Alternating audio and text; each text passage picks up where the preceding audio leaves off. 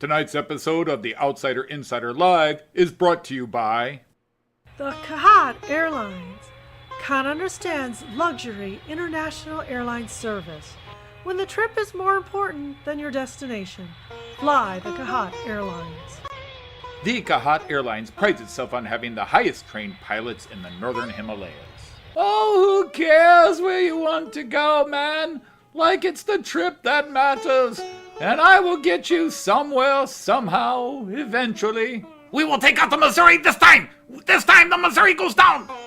All seats on board are luxury seating with the loveliest of flight attendants to serve the finest Kanunistani cuisine. All made with the legendary Kahat special recipe. Try the brownies, man. They are righteous out of Cyprus, darlings. Yes, for a trip you may never want to come down from, fly the Athearn Airlines. Athearn Airlines. Get high on the plane while you are high on the plane. Athearn Airlines is a subsidiary of Kanunistani Travel Agency, owned and operated by the Royal Governor of Kanunistan. Athearn Airlines' times of departure and destinations may change at any time, even mid-flight. All travel is at the whim of the flight crew or any cool idea suggested by hip passengers. Reservations and bookings are not guaranteed. Passengers with gullible personalities and large bank accounts are welcome. Squares and uncool types are asked to seek travel via other means. All information is on our website as soon as we get around to finishing it. Athearn Airlines is not responsible for lost luggage, passengers, or planes. Fly Athearn Airlines.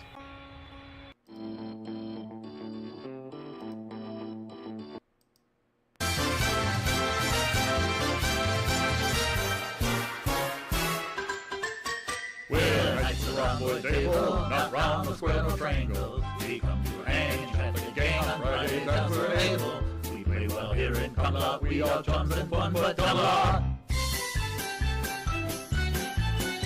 We're nice around the table, our host is formidable.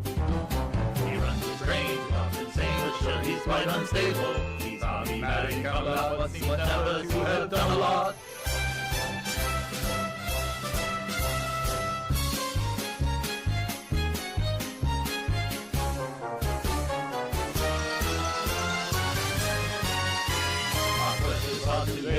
Quite incomprehensible. To wrench in hand, we have no plan but to sit and hear Dodge babble.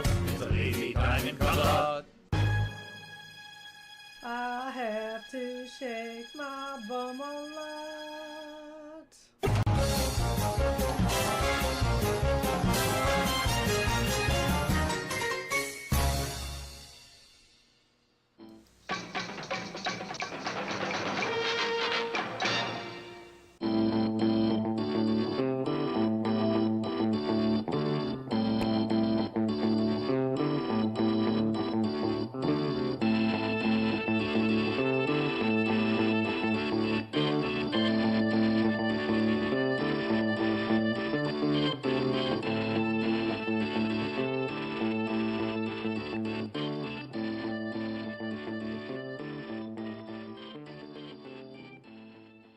This channel is a not-so-proud member of YouTube's all-encompassing special society of heavily overwhelmed layout enthusiasts. Check any railway show, check any railway club, check any layout, check your own house. You'll find one of us somewhere. Warning, the content of this stream is not suitable for children under the age of 16. The topic, language, themes, attitude, and personality of the presenter is not appropriate for anyone, much less children under the age of 16. Topics discussed will not center on trains and will focus on anything except politics. It just happens trains are running. Any similarity between characters, situations, trains, and intelligent thoughts is strictly a coincidence. Any rebroadcast or transmission of the stream without the express written consent of Major League Baseball is strictly prohibited. Viewer discretion is advised. Remember the 3 rules for model train layouts and pretty much anything. It's your layout, do what you want as you want. Do not tell someone else what to do unless they ask you directly what they should do. Do not call out, mock, criticize, or insult another channel on your channel or anyone else's channel. Thank you for your cooperation. And see it, you'll love it, and it's all done in the best possible way. Hey everybody, welcome fellow knights into the feast hall. It is Friday and time to gather around the rhomboid table once again. Hope all lords and dames are in and seated and comfortable.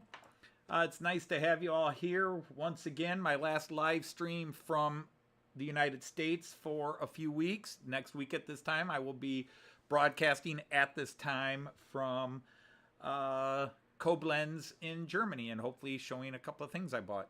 We'll see. Can't promise.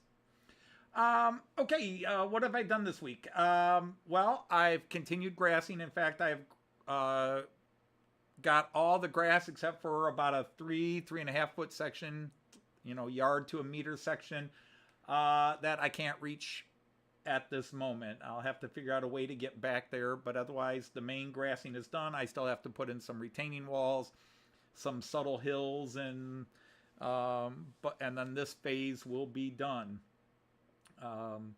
So it's moving. I'm ecstatic at what we're doing here.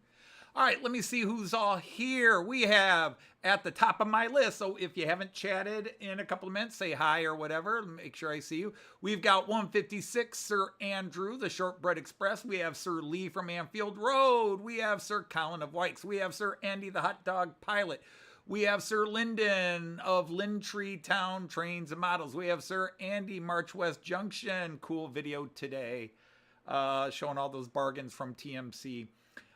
We have Sir Aaron of Aaronville. We have Canadian Locomotive Logistics is here. We have Sir Mick, the Royal Barkeep, is here. We have Sir Clive from Newland Railway is here. Sir Randall Ellison is here. My list, Sir Andy 81E is here. Nice to have you. Sir Raymond Legs, a cool little imitation Lima set, battery operated set you found and showed today. Sir Tim of Dow did some rail fanning yesterday and had some cool catches. Our CEO. So we have Sir Tom of Couples, our Sergeant at Arms. We have Sir Tom Houston Model Railway, Sir Chris from the Valleys, Sir Eric from Von Don Eisenbahn is here. And greetings to Northern Germany. You've been here before. I know I knighted you in the past, but I will knight you now. So Raraver, who is from Delmenhorst. And I'll be in Delmenhorst for a few hours. What day? What's the date I will be in Delmenhorst? Okay, apparently I don't have it on this computer. But I'll be in Delmenhorst. Where's my phone? It's on my phone. So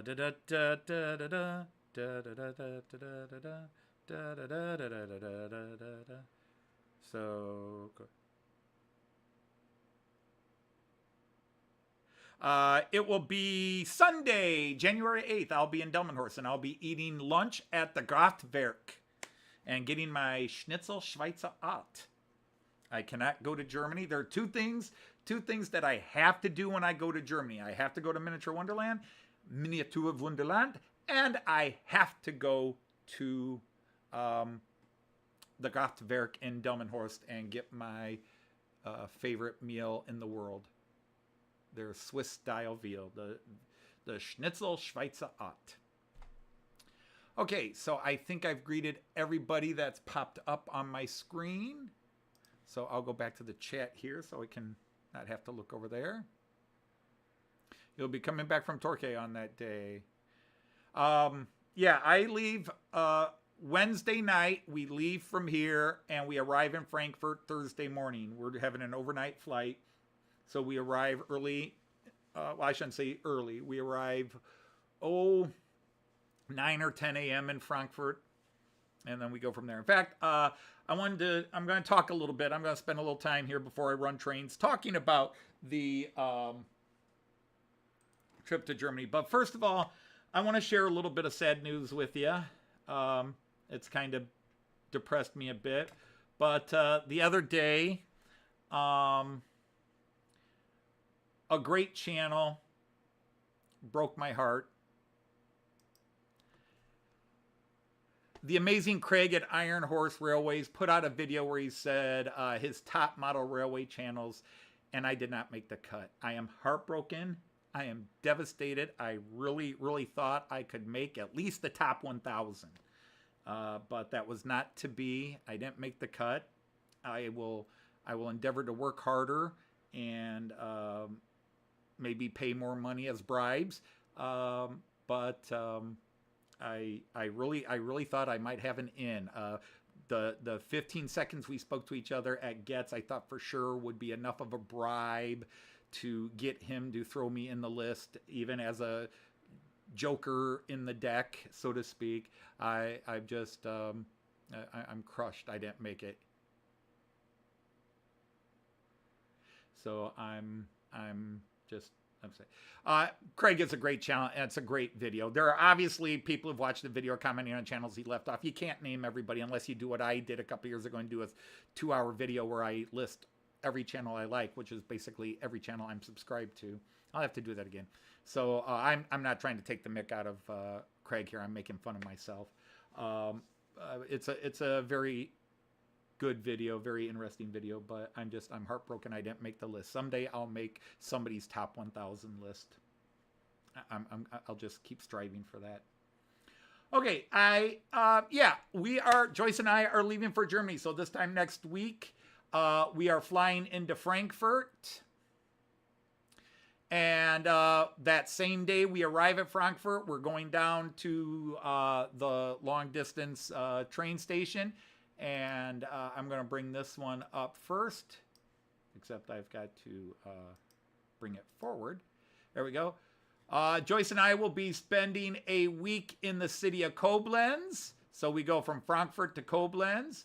And then while we're in Koblenz, we have some plans.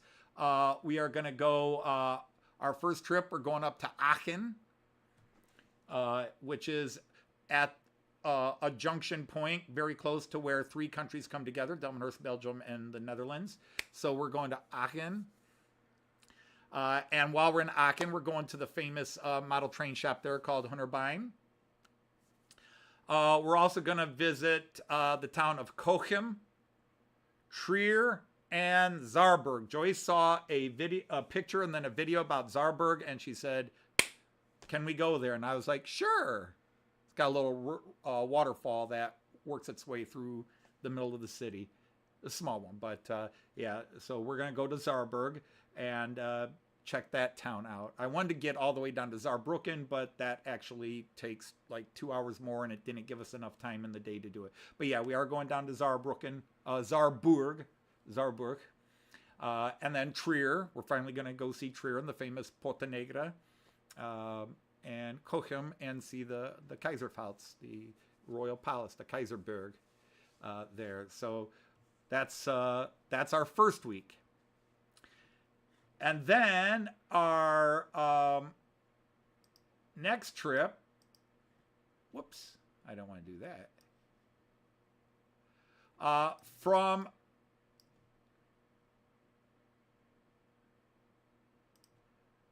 From Koblenz, we're taking a long train ride all the way up to the city of Lübeck. We're going from Koblenz to Lübeck.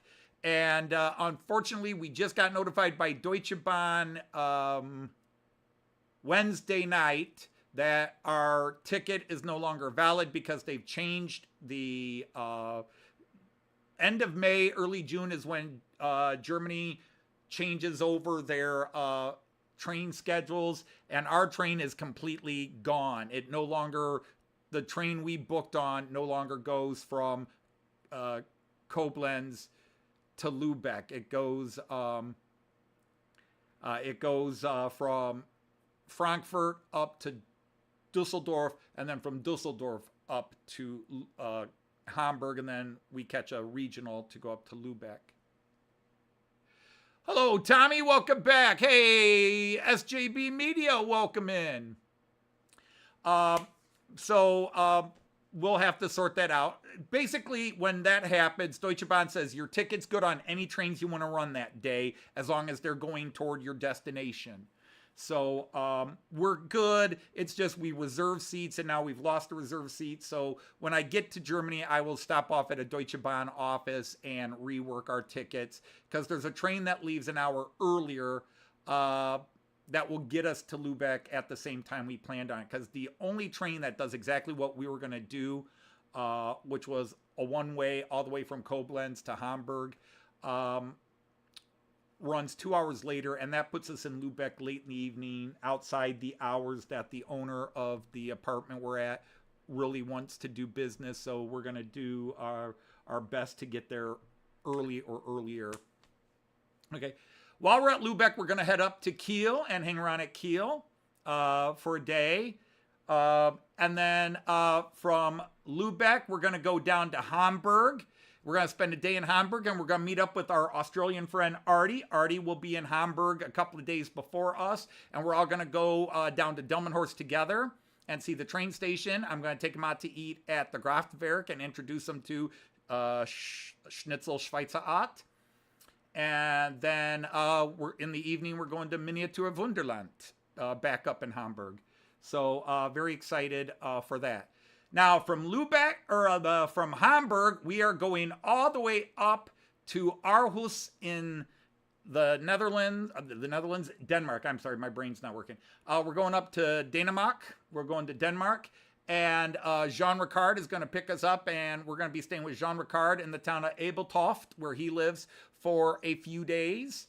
4 days, and then Jean Ricard, Joyce, and I are going to go to Copenhagen, or Copenhagen.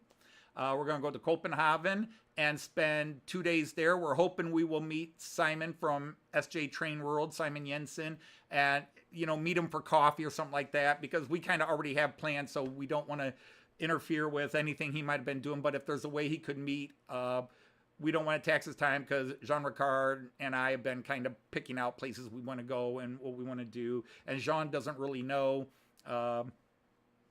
Simon that well. Whereas I do talk to Simon off YouTube, not as well as other people do, but a little bit. Hey, Papa John, how are you? Ersticken Beatmung, sorry.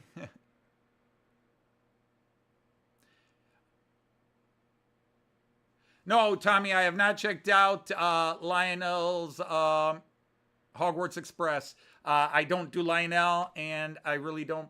I know Märklin did a Hogwarts Express, but I'm not. My kids got into Harry Potter when it came out, but everybody's kind of grown up and moved on from it, so I don't really pay attention to any Harry Potter stuff. So anyhow, from Copenhagen, we're taking a Flixbus down to a ferry, and then our bus is getting on the ferry, and then we're going down to Rostock for a week. We'll be spending a week in Rostock. And while we're there, we're going to take the, I forget what the train is, the Bad Doberan Express or whatever it is, this train that rides through all the little villages up along the Baltic coast there, the Mecklenburger Bucht. We're going to ride that. And then we're also going to go over to Stralsund and the Isle of Rügen and spend a lot of time in Stralsund one day, and then a day or two up at the Isle of Rügen and go to different beaches that Joyce has been picking out. We're also going to go down to the town of Schwerin, the capital of the state of Mecklenburg-Vorpommern, and this will thus complete another full visit to another state of Germany, which means there's only 2 more states we have not spent more than a couple of hours in Germany, and we're going to take care of that. Our next trip to Germany, Tringen, and what's the other one we haven't spent time in? Is it Saxony-Anhalt? Might be Saxony-Anhalt. Okay, so anyhow, I'm sure most of you probably don't care about that, but that's our trip. With one of the big things, of course, going to be the train ride in Rostock, the Bad Doberan, and and as well as our visit to Miniature Wonderland. I do have a shopping list of stuff I'm looking for, model train wise, in Germany when we get over there. All right, so let's get off of this and let's go to trains, and then I'll start paying attention to everything. Today's theme is home sweet home, so to speak. We are on our way to Germany again, and it always feels like coming home. Even though I was born and raised in the United States, there's just something about going to Germany that always feels like coming home. And so I'm running trains I would see running in northern Germany.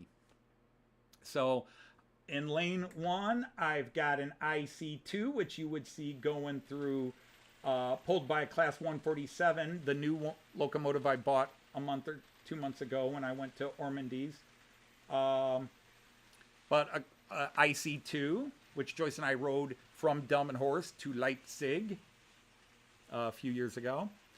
Then I have the standard DoSto Regio. It's blinking. The lights are blinking. I apologize for that. Pulled by a Class 146-2.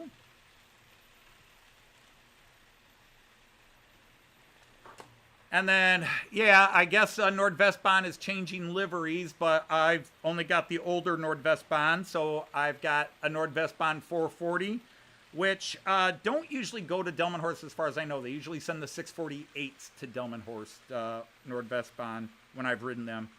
But I have ridden the 440s into Bremen from places.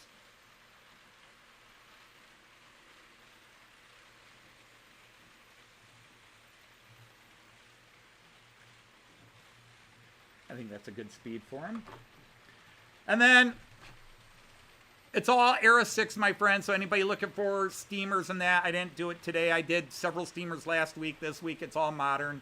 In fact, I'm running the one diesel unit, but otherwise I think it's all electric. But I do have a freight car here that is the 8,700 horsepower from TxLogistik. Just a little simple freight train. And then a Metronom, which does not go into Delmenhorst. The last I knew, they've never gone into Delmenhorst as far as I know. You have to go to Bremen, but they run Bremen to Hamburg, and I think the Metronoms can even go as far as Hanover. I don't remember, to be honest. I'd have to look that up. Yes, it is Thomas the Tank Engine's 80th birthday this year, 80th anniversary. Again, it's something else I know absolutely. I can't say I know nothing about Thomas. I know who he is, but I could not name. I can name a bunch of the co-conspirators in his crime wave.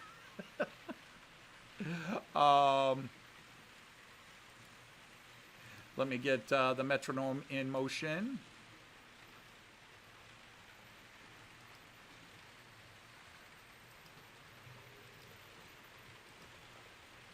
And then way in the back, I've got another Deutsche Bahn Regio Lint Class 648. And that's what I'm running today. So now I'll actually start paying attention. Oh, and I saw Sir Dino is here and Sir Jean Ricard is here. Welcome in, my friends. Welcome in. And Jeff is here. You're at the theater getting ready to watch Mission Impossible. All right. Well, cool. No, Tommy, again, I have no... I hope this doesn't offend all my UK friends, but I have no connection to Tommy. My grandson likes Tommy, and he's likes Thomas the Tank Engine. I think his favorite one is James or Gordon. My daughter will have to correct me. It's a red one. And he will occasionally watch Thomas the Tank Engine. We have watched the old original ones narrated by both Ringo Starr and the original ones that weren't re-narrated for the American audience. But yeah, we've been watching Thomas the Tank Engine now and then, but it's not often he watches it. He has really cooled down on his interest in trains right now, and I'm not going to push him on it.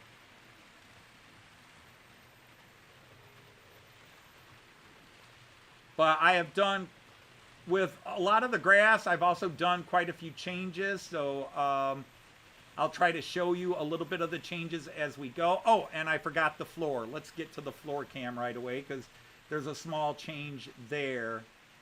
Where's floor cam? There's floor cam.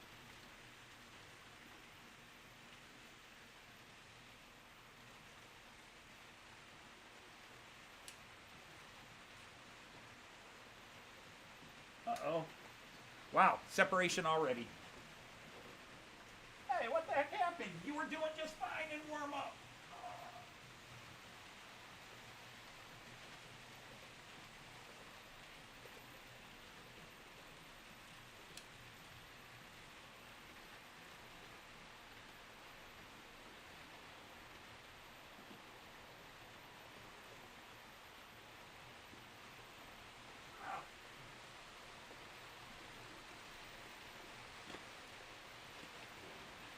But down below, I am running that American Baltimore and Ohio as a tribute to all my American friends, as well as it's an Ohio and I'm an Ohioan.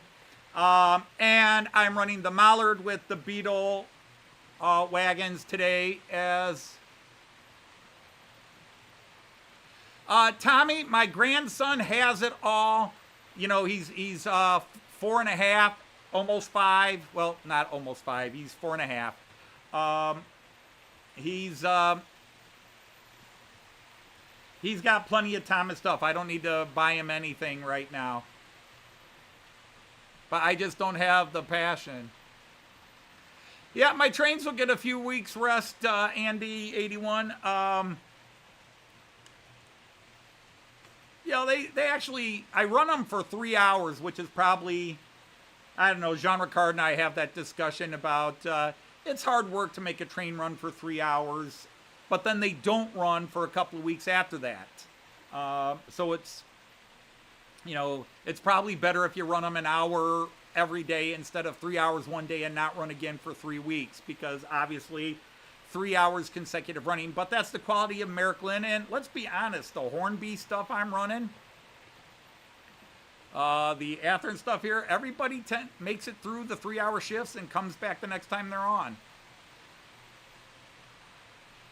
The only knuckle coupler models I have, or am I now using horn hooks,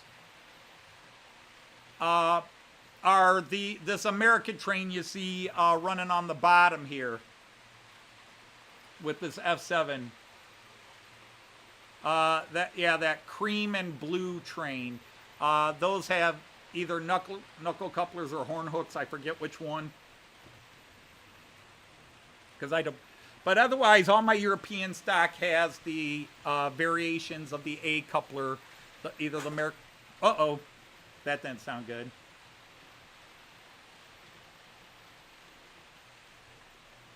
What fell?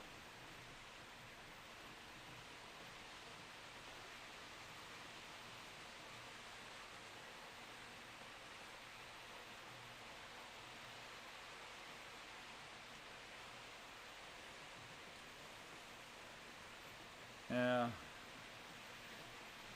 Cats will be in a... That's great. I heard something tip and fall, and I don't know what it was. All the trains on the upper level are looking good.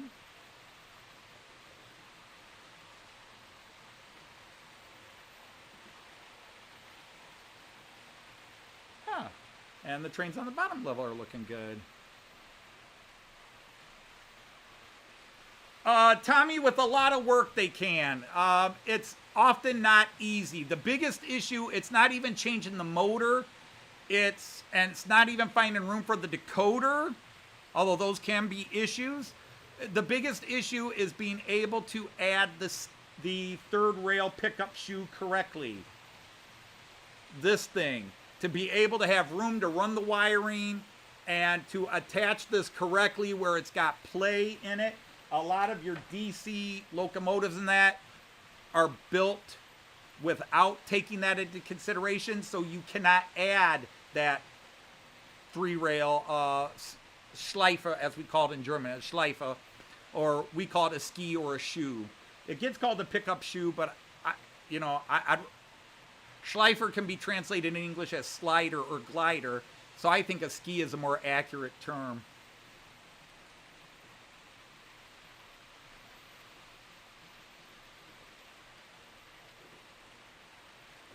Yeah, that was not a great design. B&O meets LNER. Yep.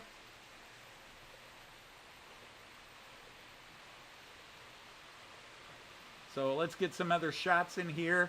I wanted to go up to the ramp view. Yeah, you'll notice there's a little bit of a green mound here now up the ramp. I have greened this all in except for that last outer line there. I've still got to figure out how I'm going to reach that. But you can see there's about a 3-foot section there.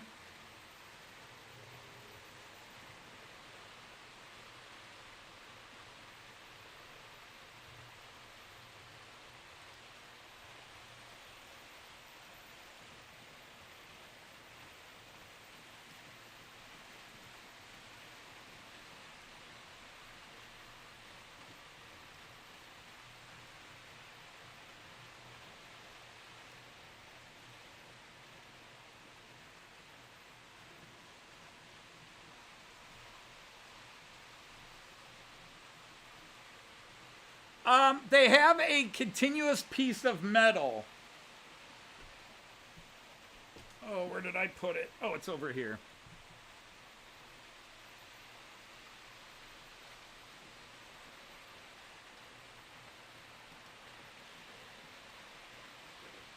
So you can see there's a metal plate here.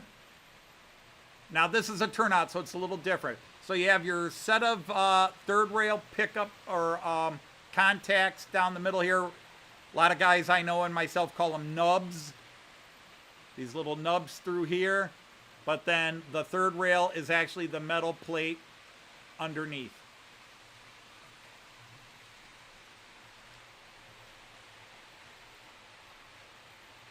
Let's go to bridge view. And then here you can see the hill I added before last week's live stream.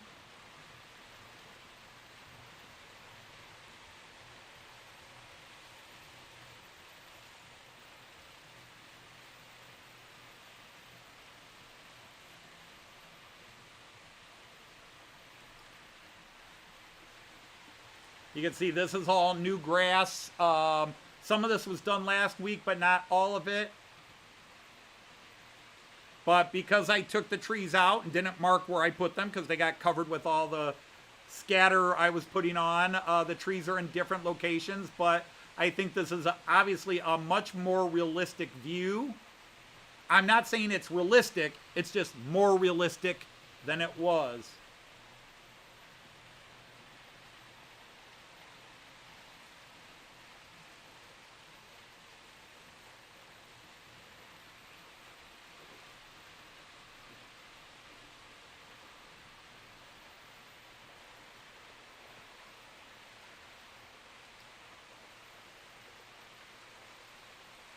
I also did something silly. All the sheet grass I've been taking out, I've been cutting into little strips and gluing them along the side here for now, just so you're not looking at the crack until I can finish everything up and put in some fascia way down the road. Oh, did Robert put up a video? It must have gone up after I started setting up down here. But hello, Sir Alan of Dragon Junction. Good to see you. Welcome in. I mean, I know they made one, Tommy. I know they make one, and I've seen them in real life as well as I've seen models. The only thing I have a Hornby Azuma Class 800, and then I have a 395 and a 390. That's what I have.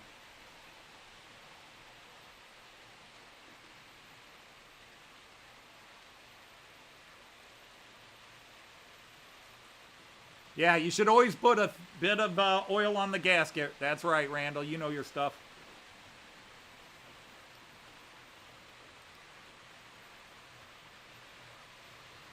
But I'm going to turn this just a little bit right now so you can see the other little sort of ridge or hill I put in. That was in the video I uploaded earlier this week.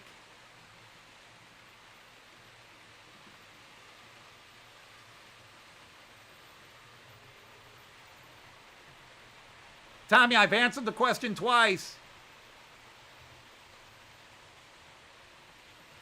I don't have one unless a Javelin or 390, 395 are considered Pendolinos, but I don't think so.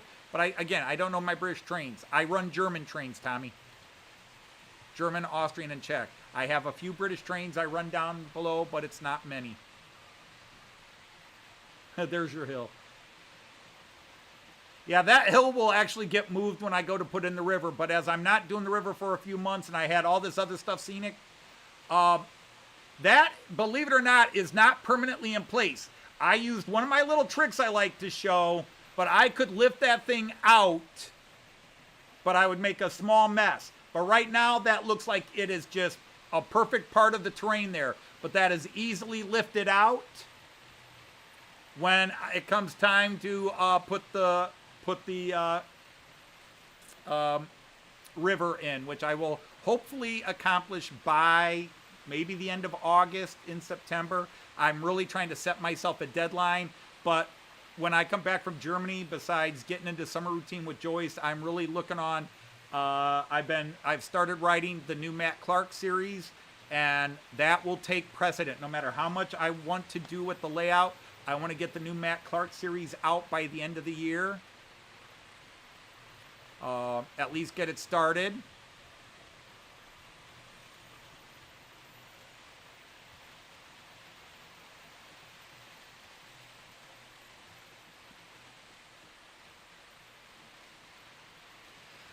Yeah, although Andy, I have a budget, and the worst thing is, Andy, the Hunebeiner's store in Aachen, Hunebein, is it's very early in the trip.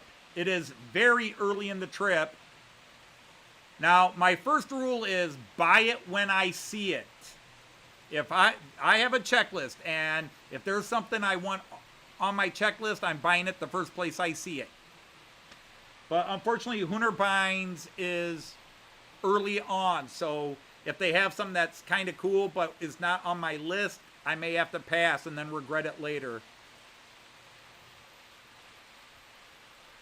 I cannot, Tommy. It is put away, and I'm not going to get it out right now because I got nowhere to set stuff down here. It's your standard LNER Azuma.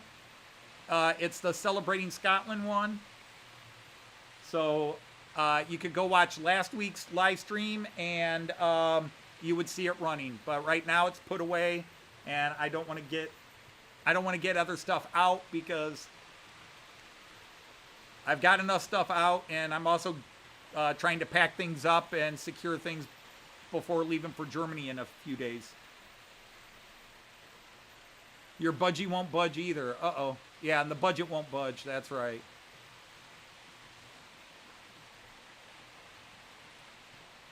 But I'm quite pleased with that. If I grab this camera, you can see it is all grassed up. It's all grassed over there, all the way up to the hill and the windmill. All those houses underneath them is now grassed. And going up the incline there. So other than that little, right where the middle cars are, that little section up there that you can probably see if you're on a TV. Right where the NordWestBahn is now, that little electrical multiple unit, you can see the non-grassed area. It's about a meter. Sorry about that, guys. But it's about a meter that's undone. Darn it, do what I tell you to do.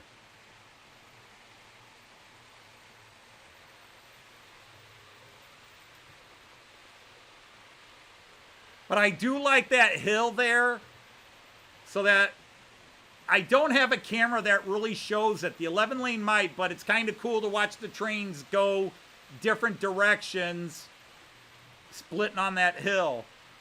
You know, the one train's going to come in and the other train's going the other way. Thank you, Linda. I appreciate that. And again, this is just level 1. I've got so much more to do, but the fact that it took me 5 years to get level 1 is really, really a... it's been... I love my layout more now than I ever have. In the 8 years I have been modeling trains, this is the happiest I've ever been with any of my train tables or now layout. This is the happiest. I've got a long ways to go, but I've gotten a heck of a start. It's not museum quality, but it's only level 1. It's layer 1. Yeah, I've done a lot of grass. Hey, Sir Greg of Great Northern, how are you? Did I see Brian from Clintonville has gone live? That's a shame. I'd like to go to his live stream, but I got to do mine. Yes, I always plan on getting more German trains. I actually have a couple on pre-order, but they won't be in until October, November, December. But I will be in Germany, and I'll be buying... There are some things I am looking for in Germany. Things that I have not bought that I plan on buying when I'm in Germany. The scariest thing, and I want to mention this, and no politics. Do you hear me? No politics, no reference of politics. It's merely a reality we have to face right now. I have angers, I have blame, but my live stream is for this. But I was looking at potentially buying something off of eBay, and it's the first time I saw it where I was buying something from Germany on eBay, and they had price, shipping cost, and then they had the eBay warning that says tariffs and duty fees are not included and may be applied after purchase. And that scared me off of buying something from eBay, because it's something that's on my shopping list, and I actually think it's cheaper, but I have no idea if we're going to be charging duties in this, importing it from, and I don't want to get the surprise, because I saw Dave from Scott Rails, somebody sent his something from the United States, and bam, $46 in duty fees. Now, can I afford that? Yes. Do I want to pay it? Hell no, when I can go to Germany and buy it and just bring it back and do that. But yeah, that's the first time I've seen it on something I'm buying from eBay overseas, where they had the warning about duties and tariffs.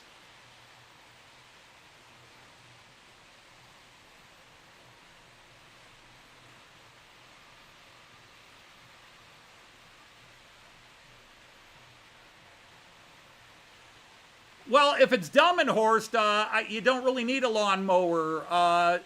The grass in Delmenhorst, you might have to mow it once, twice a year at most. The people I know who have grass yards, because in Delmenhorst, I know a lot of people, it's all flowers, bushes, or even all slate. I know somebody at Delmenhorst where their entire yard is just slate. Joyce is not a fan. Every time Joyce sees it, she goes, "That is so ugly."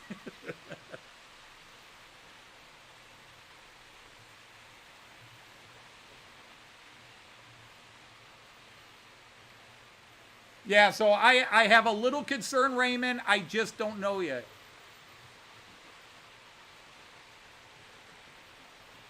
It's actually it's 193. It is a Vectron.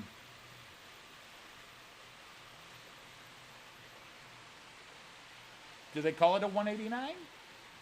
Because I need a 185. I still need a 185. I want to get a 185. And Lipa has a nice 185 for real cheap. And somebody offered me one. And I said yes, but I haven't. I forget where it was. Aaronville, when you're flying back from overseas, there's a little form you fill, and now they don't even really make you fill out the form. When you get in line, you declare it digitally. And as long as you don't spend X number of dollars, they don't charge you anything for it. And they also don't necessarily know, because I'm actually taking 2 locomotives with me to Germany. I'm taking 2 locomotives over because the shop in Koblenz has a Märklin service center in it. And I've got one Märklin where the motor died about a month ago. And I've been debating sending it off here, but the shop you send it to takes 6-7 months. And I'm like, maybe I'll see if I can get it fixed in Germany. So the shop in Koblenz is a Märklin repair shop. So I'm going to take it and my one Class 101 with me and get them repaired. All right, Tommy, if you're taking off, bye-bye. Take care.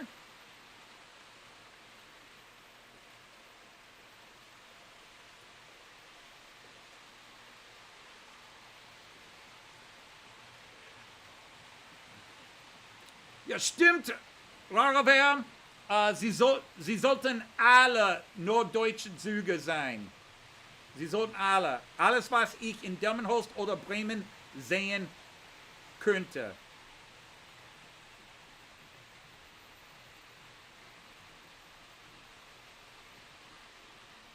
Es ist mein Feiern für meine Reise. Für meine Reise, der kommt bald. Noch einmal werde ich wieder in Delmenhorst sein, werde ich wieder in Miniatur Wunderland sein. Und ja, nur Koblenz ist im und das ist nicht Süden, das ist West. Das ist westlich. Do they do it while you wait? It depends. I'm going to be there a week, and I will work it up to them if, it'll take us more than a week to get it. But they are a Märklin repair shop, which means they'll have a lot of the, like if it is the motor that's dead, they can just fix it up for me. The one that I'm most concerned about is the bogie, the one where I fixed it, and now the bogey's acting up again. The bogie acted like it's not set into place. I fixed it, and then after 2 times on the live stream about a month ago, the bogey dropped on it again, and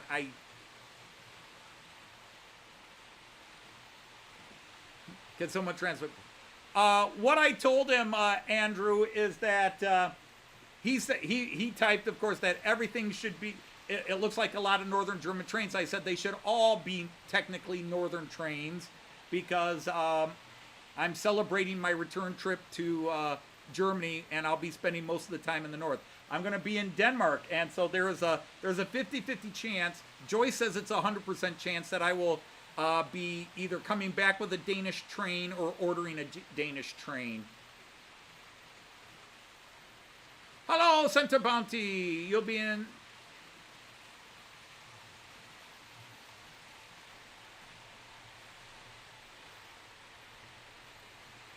You're going to be earlier in the summer than us. Well, are you leaving before next Wednesday? Because that's when we're leaving.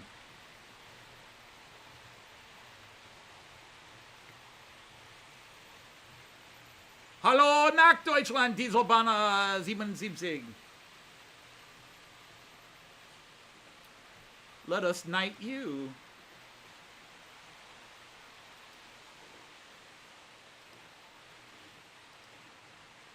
I now declare you a knight of the rhomboid table. Hey, Dieselbana, you can put in a link to your channel or anybody else's channel you want to share. It could be, you can put a link to anything that is comedy, hobby related, no politics, no religion. Okay, so we're actually leaving 3 days before you because we're leaving the 28th.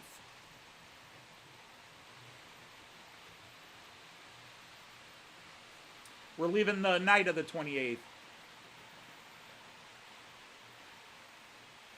Starting in Dessau, then to the Harz. See, that is my next trip to Germany, is getting down to, I want to get to, oh crap. I want to get into the very southern part of Dresden area over there. Zwickau and so forth, and then I want to go up to the Harz, like near, I think it's Salzgitter, and get into the Kyffhäuser and go see the Kyffhäuser monument, the Barbarossa Kyffhäuser Denkmal.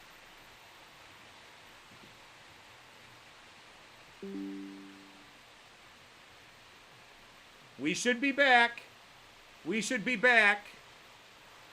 Yeah, we just had a quick crash. Everything was streaming beautifully. We still technically didn't drop frames. But OBS and YouTube had a little disagreement there.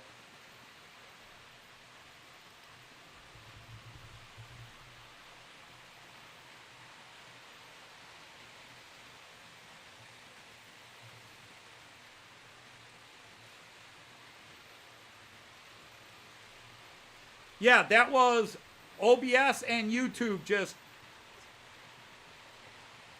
YouTube said we've lost connection to OBS, and OBS said we just disconnected from YouTube and then reconnected.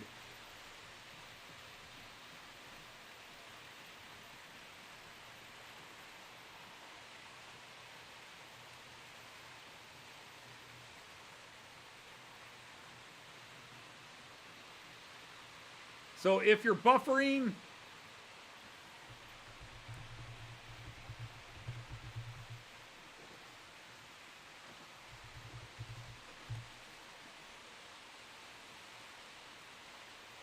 oh, Oberwesel and St. Goar. Hey, Center Bounty, have you ever been to St. Goar before? Have you ever been to St. Goar before?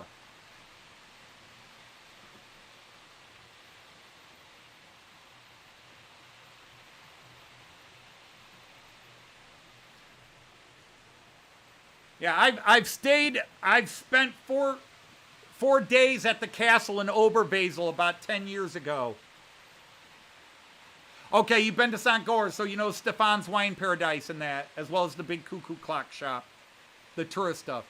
Because my favorite thing on St. Goar, of course, is you go across to St. Goar's house and then go to the Lorelei, or in St. Goar, I get peach brandy at Stefan's Wine Paradise, and there's also a cool little school toy and model train shop called Hermann's that has a nice little selection of trains. It's not big, but it's a nice little shop in St. Goar, Hermann's Spielzeuge. Kinderwagen und Spielzeuge. Hermann's.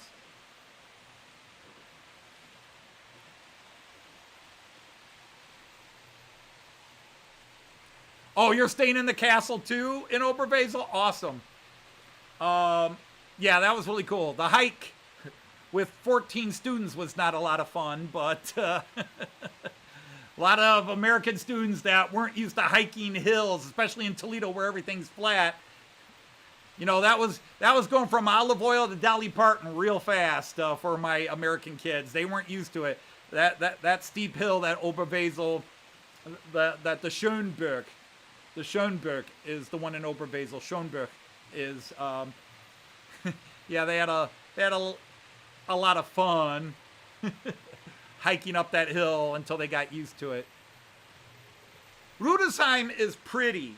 it's very touristy, but it's also pretty and it's cute. I like Bingen because Bingen is not quite as touristy as Rudesheim. And then you've got the one a lot of Americans love to go to up from Rudesheim on that side of the river, Assmannshausen, because everybody wants to get a picture of the name of the city, Assmannshausen. And you got the Kaiser Hotel on the river there. But that whole area, Koblenz to Rudesheim, is just absolutely gorgeous. Every little village, town, castle, they're all beautiful. I love that area. Joyce could move to that region. If we were to move to Germany, she'd like to move to Pirna outside of Dresden, but yeah, she also loves the Rhine River area. Huh. You've never been to Scotland? Oh. So that's cool. That's cool. It's just so rare, Senator Bounty, that I meet somebody else online. Like Rara here is from Delmenhorst. Oh, that's fantastic. Yeah. Yeah, we would always take the boat from Bingen up to Koblenz. We would take the train down to Bingen, tour Bingen, and then take the boat back up to Koblenz.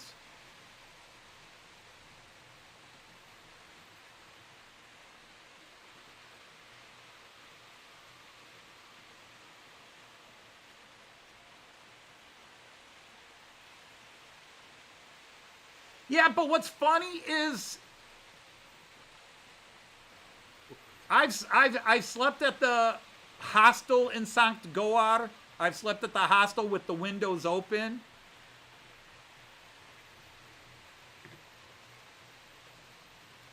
And the big coal freighters go past, the trains go past, but they're so subdued. It becomes a part of the nightly rhythms. They've never affected us. It's such, and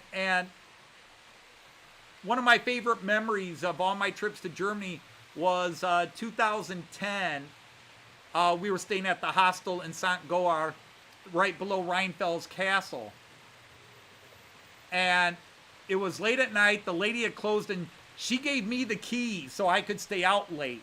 And Joyce and I sat out at the patio. And even though you're in the middle of a town, the sky was the area was so dark. There's a factory around the hill that has some lighting on it, but it's still so dark.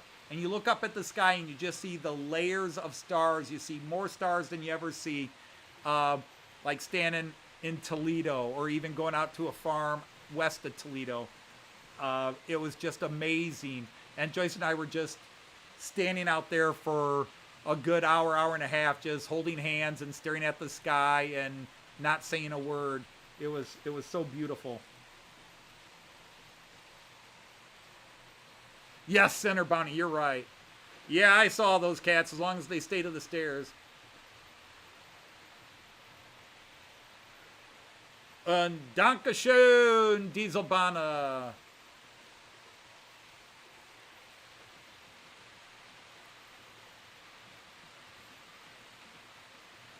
Oh, I love my Weissbier. I love my German Weissbier and my Hefeweiz. I will even drink the very dark German beers.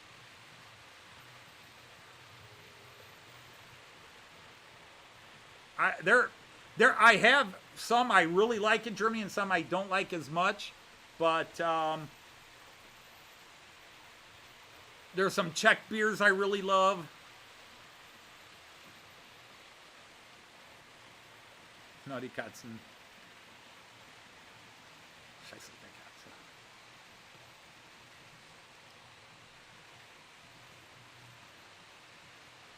You love alt beer. The only beer I will admit the only beer in Germany that I've had where I really did not like it was we were in Bamberg, and everybody told us if you're in Bamberg, you gotta try the Rauchbier. You've got to try Rauchbier. And oh, was that nasty. It was like drinking beer through cigarette ash.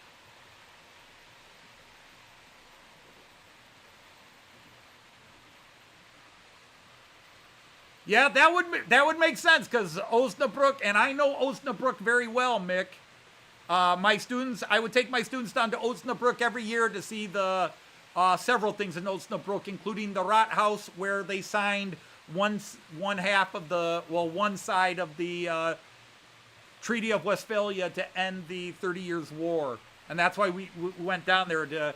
My students, we would go on what we call day trips to teach them different parts of German history. So we would go to Goslar and learn the early medieval history, and talk about the Salier dynasty and the Hohenstaufens. And then we would go to Osnabrück and talk about the Renaissance and the late Middle Ages, the Renaissance, and but also the 30 Years' War.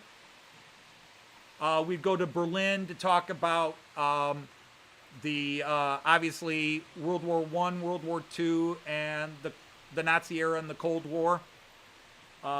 We did not go to death camps. We did go to the Holocaust Memorial in Berlin, but we did not go to death camps. And I once had a colleague, history teacher of mine, Mrs. Gloria Wu, who said, Anthony, you always go to Germany, but when I ask my kids if they went to Dachau or Mauthausen or something like that, you never take them there. Why? I said, because I'm trying to show them the other part of Germany. We talk about the Holocaust. We go to the Holocaust Memorial.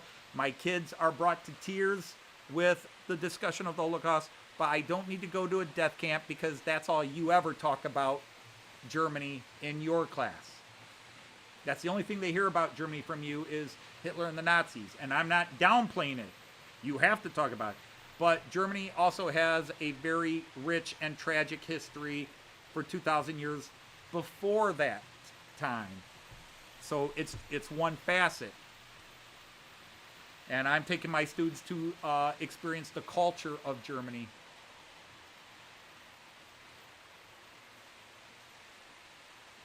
Hello, CMD. But now that I'm retired, I worry that my German's going to start fading. I need to keep up with it. I actually had a horrible dream the other night that Joyce, I couldn't think of a word while we were in Germany. I was trying to explain something, and Joyce had to step in and finish my sentence, and I was mortified by that thought, that Joyce had to finish my thought. But God, what a difference. All this green now. Yeah, that sign, that number 9 sign in the corner. Number 9.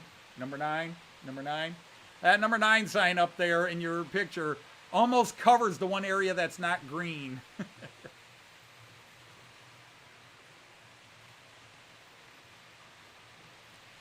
Yeah, it's smoked beer, Tom, and no, there are some people who swear by it and love it.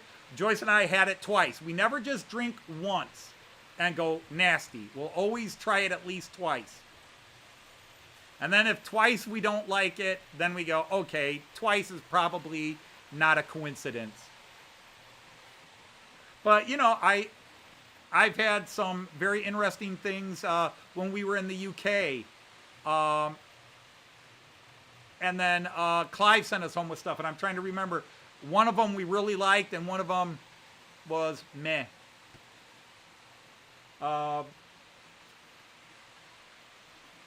But I don't like Guinness. You know, it's like Guinness is supposed to be it's Irish, but it's like the drink of Great Britain and the UK, the beer, what have you. I don't like Guinness. I do not enjoy it. I'll drink water before I'll drink a Guinness. But I guess, as Alan from Buckland Junction would say, I'm spoiled with the carbonated fizzy beers of Germany and the United States. The non-fizzy beers are sort of meh. You're 2 away from 200. Hey, everybody, can we get Lyndon here over 200? I wish I had the power to get you to 250, but I don't have that kind of influence. You would think on a channel with 2,500 subs, I would have that ability, because I remember, I don't think Alan from Dragon Junction, when he gave me a shout out, I think he was at like 2.1 thousand viewers at the time, and he gave me a shout out 4 years ago. And I got 130 subs within 2 days of his shout out. I went up 130. I wish I had that kind of influence. I'm just not an influencer.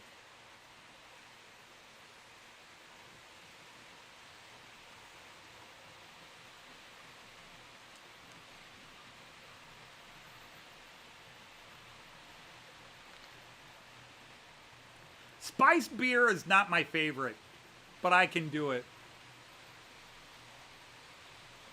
Oh, I would, again, hot dog, Andy, Sir Andy, it is just, it's me. It's a little bit of ego, which I always try to keep down, but that, look what I did. You're 840 away from 1,000. I don't think I can get you there today. No, Andy, we'll be streaming from our apartment. We'll be streaming from our apartment. We're staying a 6-minute walk from the Mosel and a 8-minute walk from the Rhine. We're actually, well, it's probably not even that far. It's like a 4-minute, 5-minute walk to the Mosel. We are very close to Jesuitenplatz. We're very close to Jesuitplatz in Koblenz, if you know Koblenz. If you don't, then that means nothing. But we're in the heart of the Altstadt. And it was a very inexpensive place. Quite happy. Never set goals, just do the best I can. Yeah, I don't set goals on... I mean, I had a job that was goal-oriented. There were goals, there were things you had to achieve. Your students had to pass certain things. You had to achieve certain things. There was always a certain amount of work you had to do and achieve and blah, blah, blah. But my layout is hobby. I'm not going to do something if it makes me feel bad. Running my trains makes me happy. Running my trains, live streaming with all you people here, outside of my time with Joyce, is the happiest I am through a week. Running my trains and having this many people hanging out with me. Okay, it's only 31 today. Only 31. But, you know, a lot of times we're over 40.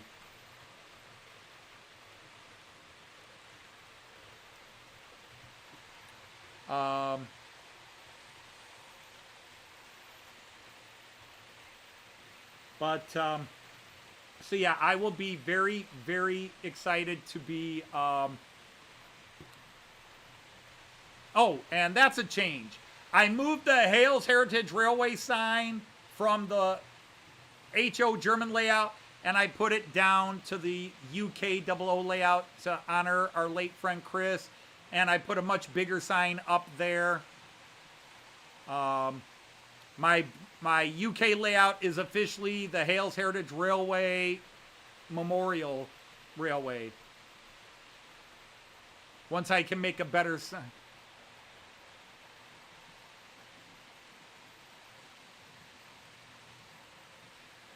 So yeah, we'll be live streaming from Koblenz and then Abeltoft in Denmark.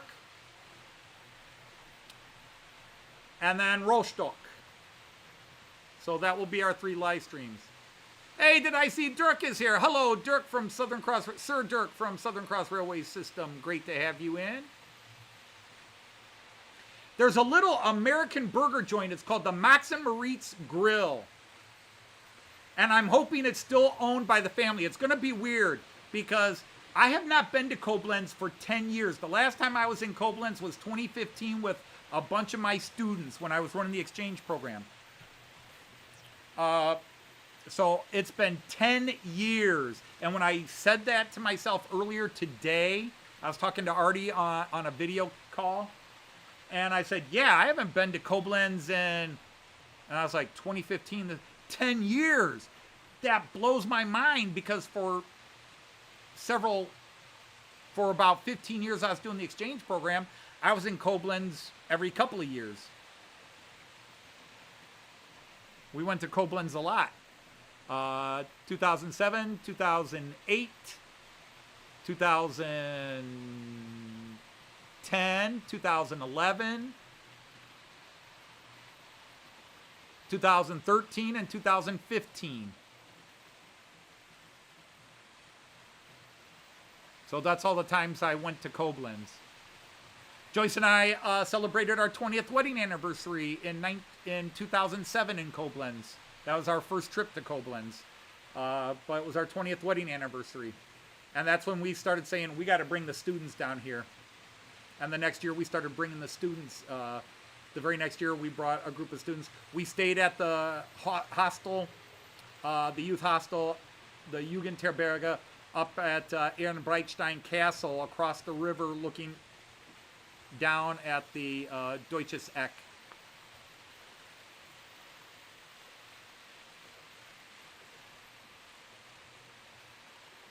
So definitely looking very forward to being in Germany again and seeing both some places I know. I'm looking forward to Miniature Wonderland and hooking up with Artie.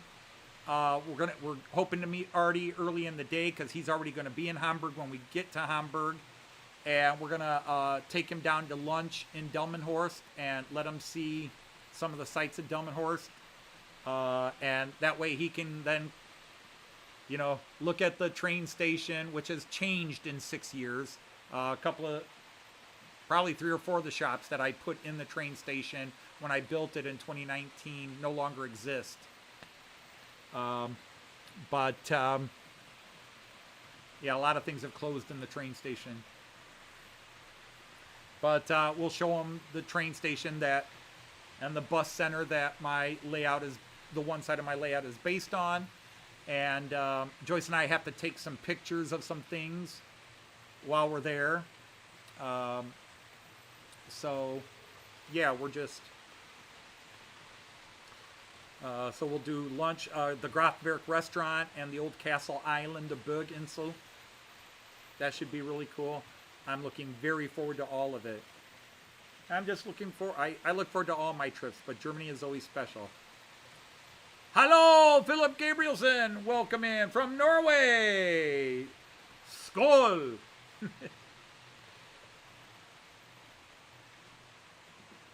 Speaking of Norway, I miss my friend Stefan. He hasn't been around in a while.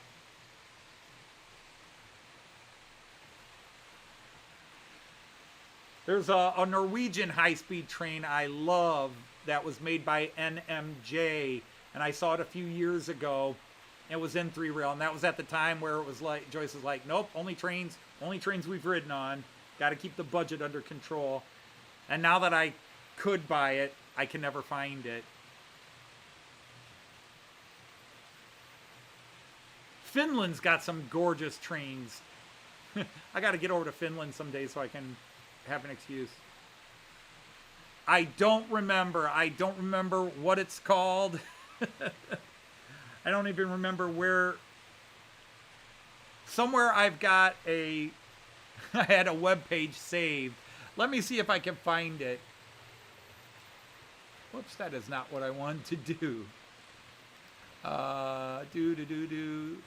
Would it be train stuff or?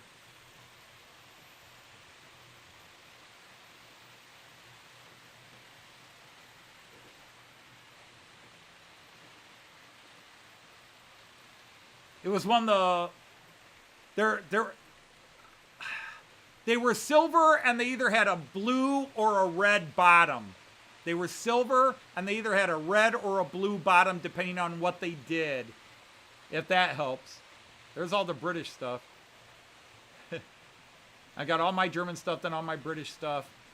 And then anything I've added and haven't separated. But it's not here. It's not in here. It's not in here. Did I finally delete it? Tragic. Tragic. I saved those. Why would I have not saved the one? Oh. But yep, it's not there.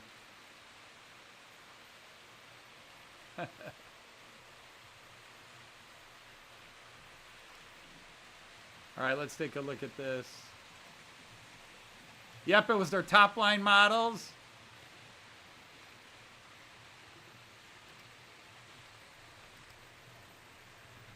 Yeah, they look like that, except they had when I was looking at them, they had a blue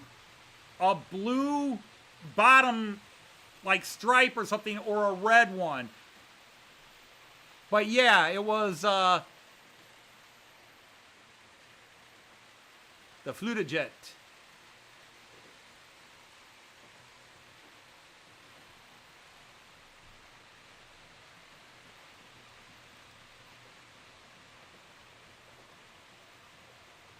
Plenty of Vectrons and passenger trains in Finland.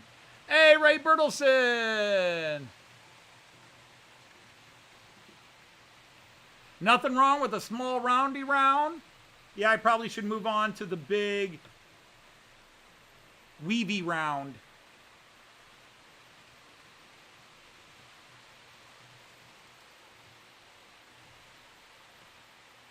But what a difference. Even just in this corner with looking down the hill, the flat hill, my wargaming hill. Trying to get that camera right. Stupid thing. It's got a wire, and the cats go under there, and they bump the wire, and the wire pulls it and sets it off. I adjusted it before live stream, and it's already fallen.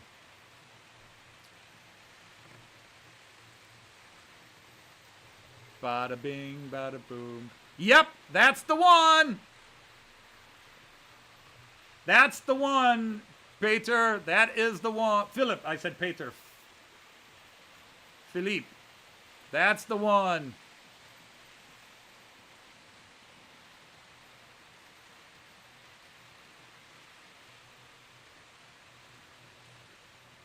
I just have to get it 3-rail.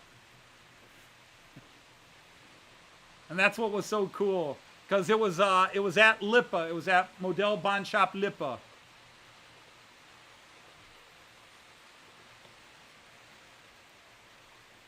And then they had a version that was red. That where this one's blue, it was red. And like, this is going back a few years. Like, one was regional and one was more long distance. Yeah, that is a gorgeous one. I like that. But yeah, that's the one I was looking at. I like that one a lot. I would happily run that on my layout any day.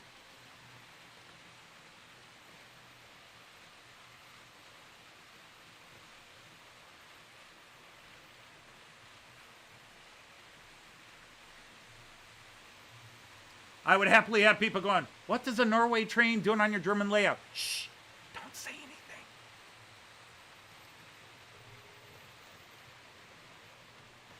And there's the AC version. Yeah, I just need to go back to their website. I have their website saved. Just the page where they had the old link disappeared. So now I've got to do this one more time. There's the AC version.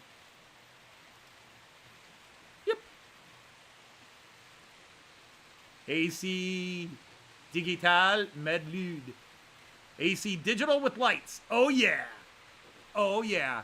Oh, that's not the same color anymore, but I like that. Oh my. Oh, that's too cool.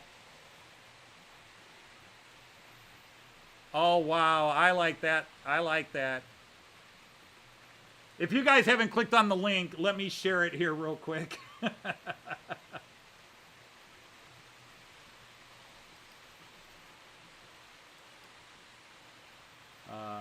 Add, where's it?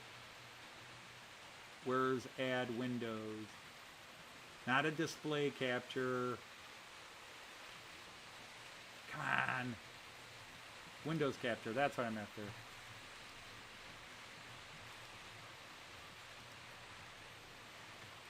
Yeah, that's a beauty. Look at that set. Oh, I like that. There's a lot to like about that. I like the silver with the blue underneath, but yeah, I could be brainwashed into that one.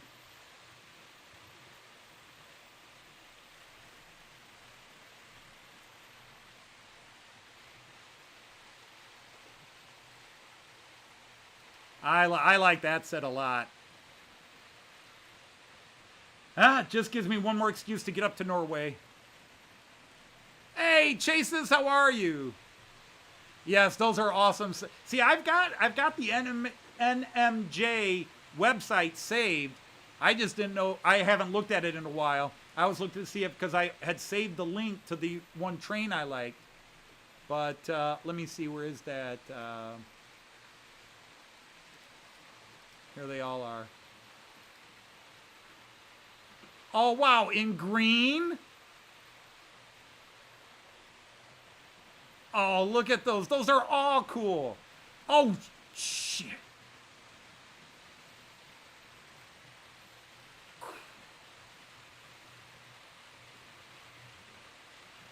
Oh, yeah. Yeah, here we go. Let me pull this one up.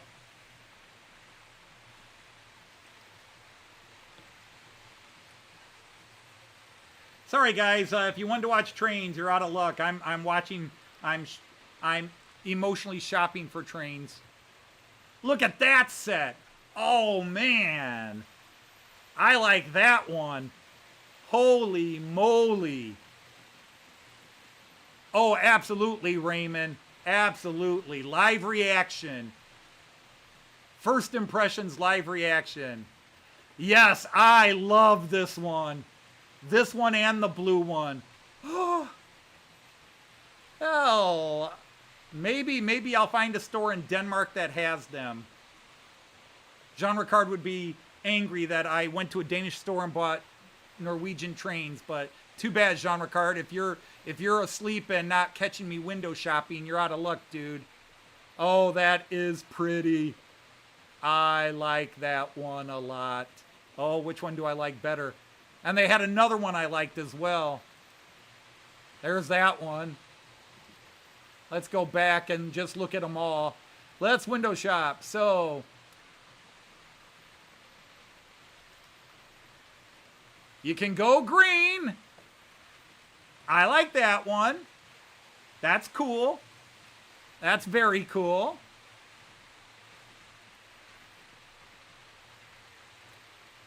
I showed you the blue.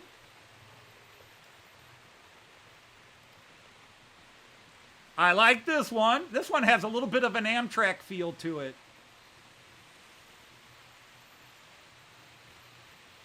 I don't know. I'd have to look up. I'd have to look up where we're going in Denmark again. It's in the middle. It's in the middle of Denmark. It's in Jutland. You're here, but not encouraging me. You were noisy in your silence, Jean. And then there's the one I was talking about. The silver with the blue. That's the one I was seeing. And then there was a similar one to this, but it had the red stripe on the bottom. Oh, that's older stuff. Oh yeah, God, which one? Which one? Am I digging the red? But I got a lot of red trains. I think the black with the blue, or the silver with the blue. One of these two would be my choice. Oh my goodness. My wife probably already hates you, Philip. No, Joyce doesn't really know how to hate anybody. Whoops. Wrong way, Anthony. Let's go there. You like the red one? The next wacky weekend will be tomorrow on Artie's channel. Wacky Weekend is on Artie's channel. Although I might be doing a couple while we're in Germany because, well, I'll be doing them early, or Artie will be doing them early because the time we normally do it, Saturday, 8 o'clock Eastern U.S. time, is really late, and I'm not staying up that late to do it. So either Artie's going to do it earlier, or I might do it earlier in the day.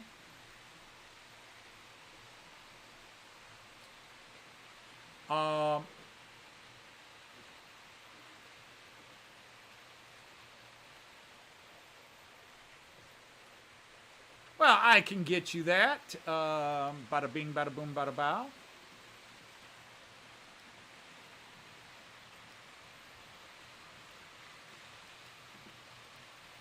Da da da da da da da da da da da da da da. House America.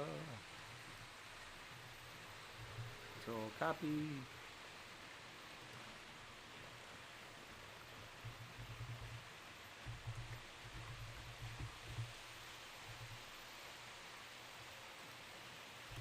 If only I could freaking learn to type.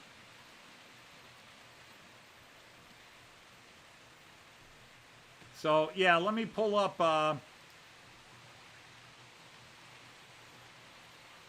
Google Maps here, and I will find the name of the shop and remember the name of the town. Although Jean Ricard could have typed it in already, but no, he's just sitting there quietly because I'm shopping for Norwegian trains, so he's not saying anything.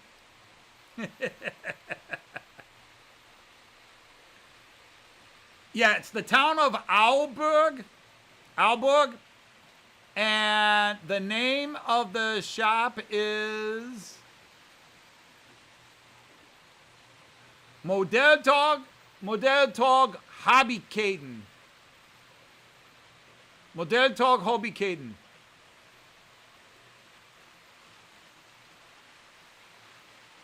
Modeltog Hobbykæden.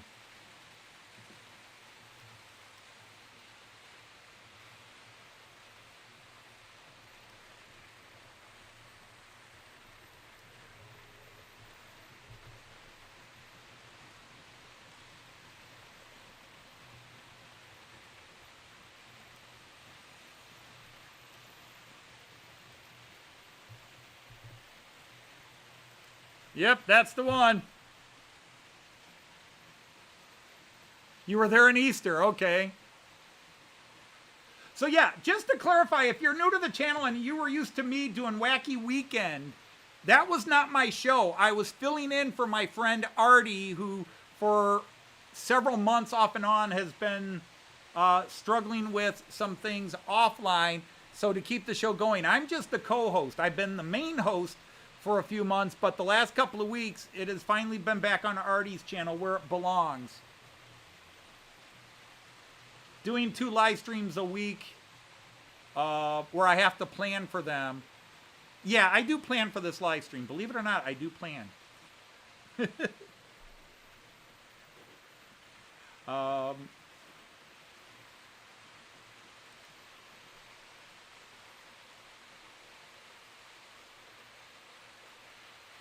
Just 2 hours by ferry, 1 hour drive from where you are. Oh, that's awesome. Oh, I apologize, Jean Ricard. I did not see you because I was ignoring you because you were ignoring me.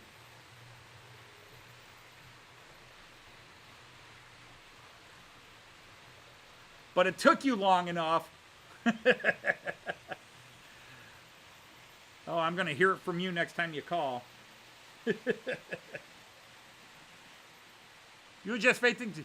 But that's what you get for putting Joyce and me in separate beds. I'm just grateful you didn't put us in separate rooms.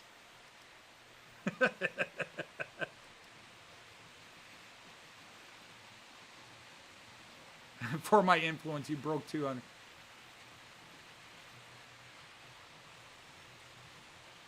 She's not coming to Denmark next time.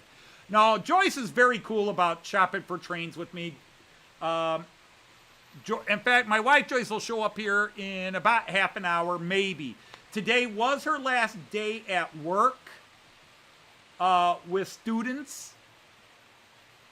And then Joyce's birthday is Sunday. So I don't know how late Joyce will be getting out of work.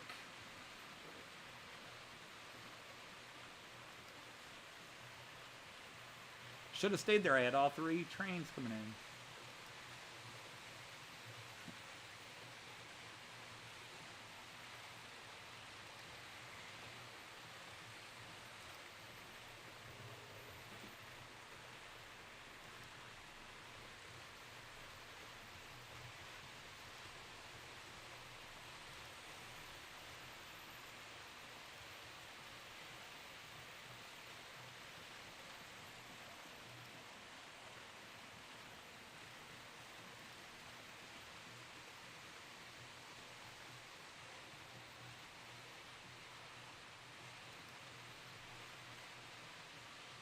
That's a great shot, especially now that there's things done on it. Granted, no trains are stopping at the stations, as a lot of people like to point out, but so what? Trains are moving. So congrats to Lyndon for breaking 200. I remember breaking 200. It was my 1-year anniversary of the channel. I broke 200 about a week before my channel got a year old.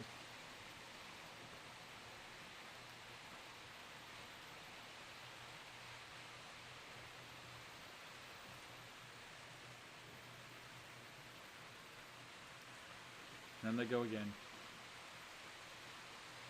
All right, Joyce View.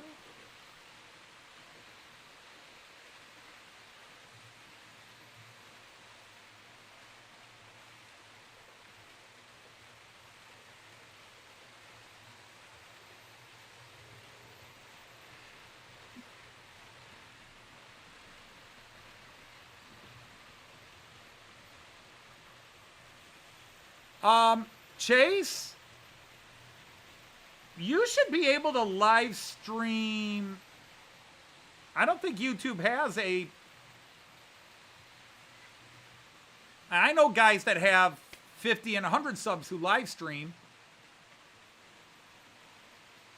Never ending beer where. Yeah, it's amazing, SJB Media, how it could be one little thing.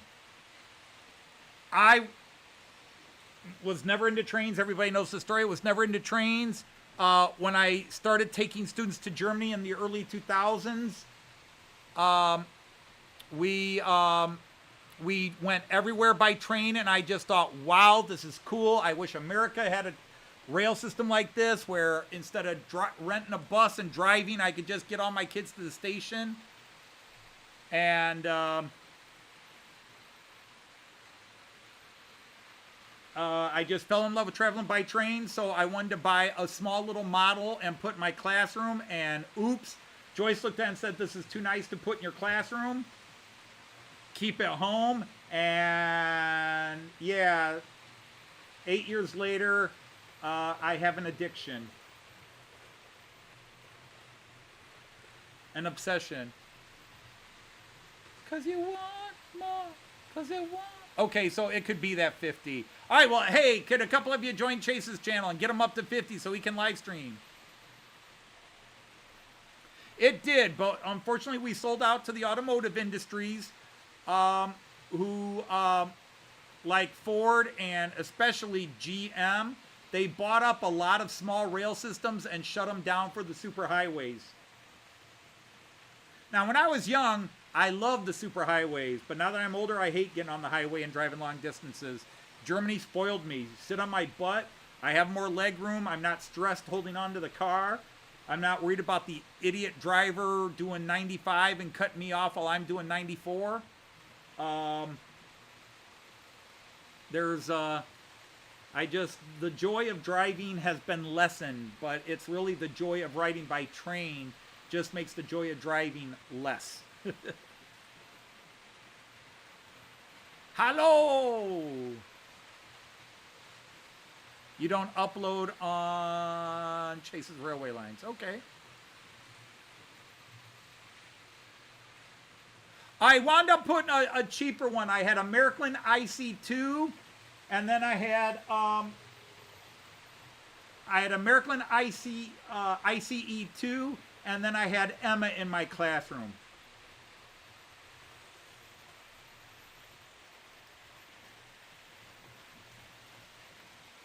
This is Emma from the movie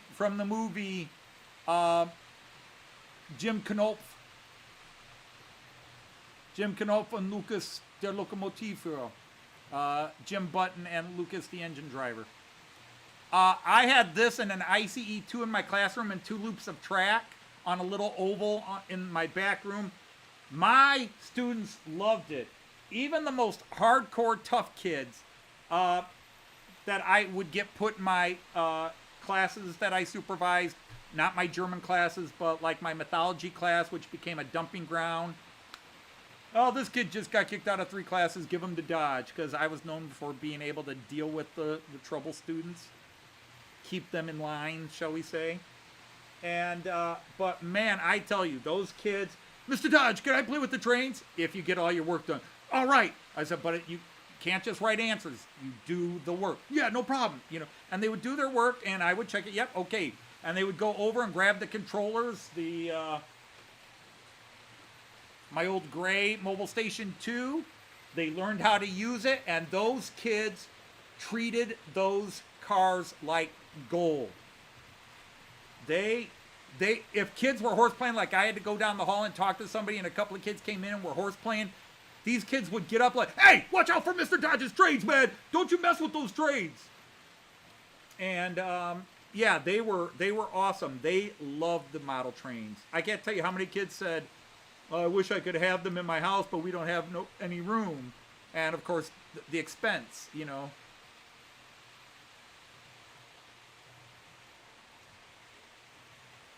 So, but I retired a couple of years ago, Chase. So, yeah, I brought all my train stuff home. I don't do the grunt work anymore. I am retired. Oh, and Jean Ricard, I saw your comment about that could be changing regarding Joyce and I sleeping in separate rooms. If we show up to your house and find out we're sleeping in separate rooms, we're finding a hotel with a hot tub. We might walk past your house and wave hi. So, your threats are empty. Your threats are empty.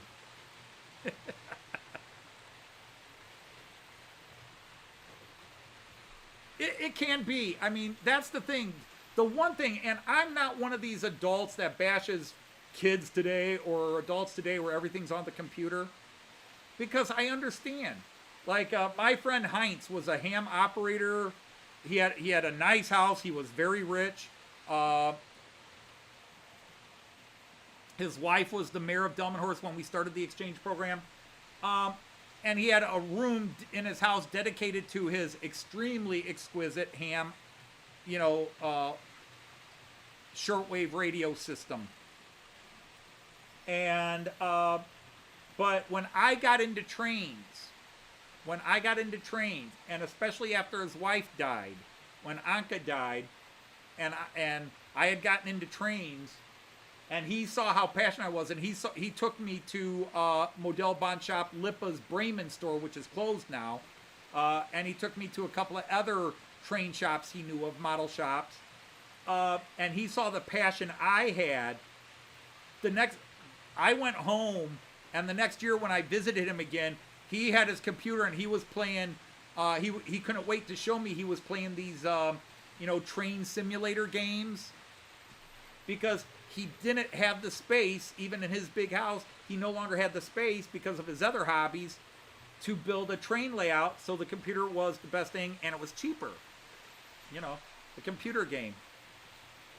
But, yeah, a lot of the kids, there is something about holding the three-dimensional object in your hand. We do so many things on computer games, and I do the same thing. I play Warhammer on the computer because I can't afford to buy all the Warhammer stuff. So I play Warhammer computer games and video games because I do trains and I got nowhere to set up my battle games anymore.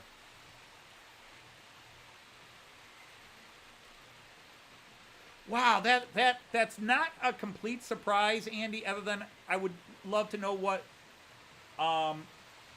percentage that adds out to the train drivers you work with. Because I see it's like 50-50. Half the guys I know that work in the train industry go home and run model trains, and the other half want nothing to do with it. You know, there's like Mark from Xantech who comes in here. Mark from Xantech, he drives a truck for a living, and then he live streams running trucks. And Joyce even goes, once you get tired of that, that's like me. I could never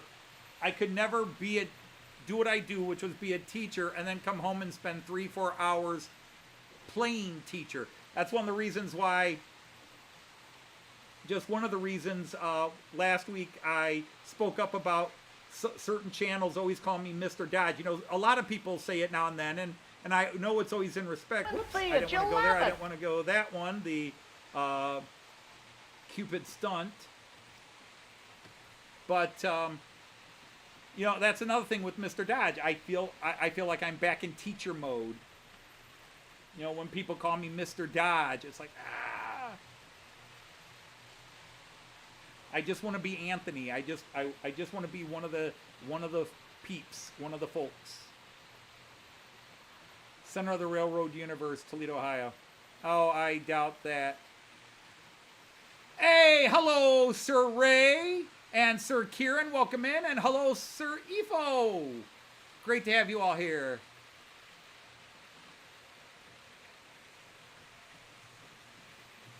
Yeah, so Philip, I am in Toledo, Ohio, the United States.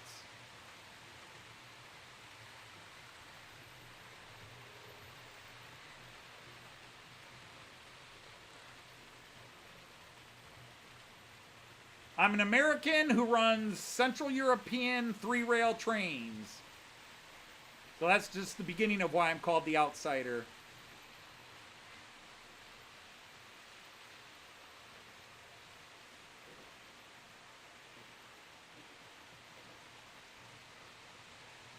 Well, Ifo, aren't you on a trip, Ifo, on vacation, or am I out of sorts with that? Managed to ride every train type that Eurostar has in their fleet. Yeah, that would be tiring.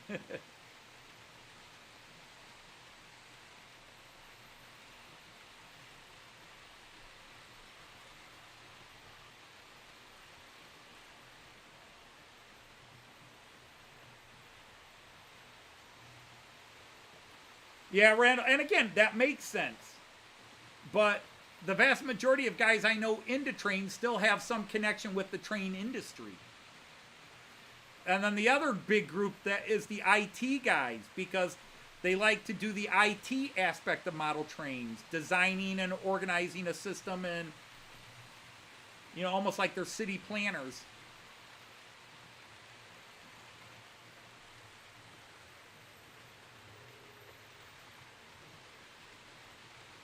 Me, I'm just a schmuck, and that doesn't mean that's not the German word schmuck, which means jewelry. It's the Yiddish word schmuck, which actually comes from the German word schmuck, which means jewelry, and it became a sarcastic thing in Yiddish German. Oh, you schmuck. Oh, you're a jewel. And it just came to mean some idiot.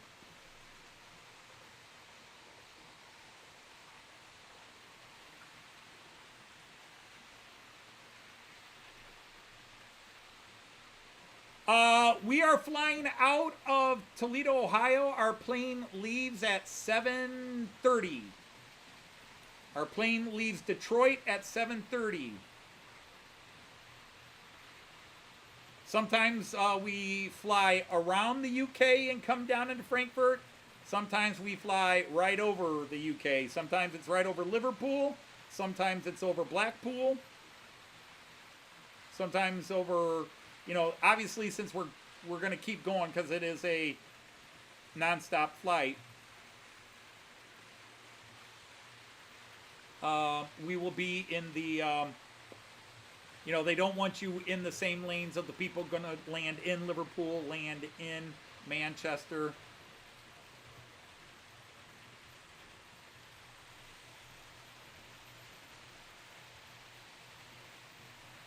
Okay, so the TGV PBA and the TGV PBK. Oh, that sounds cool. Now, see, that's something I just picked up. I really did not catch that the Eurostar was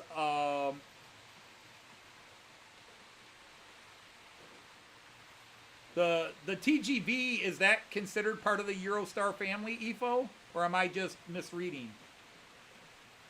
You'll stick to being a Burke. You are IT, you're going into automation. Eurostar bought Thales. Well, yeah, one corporation owns another anymore.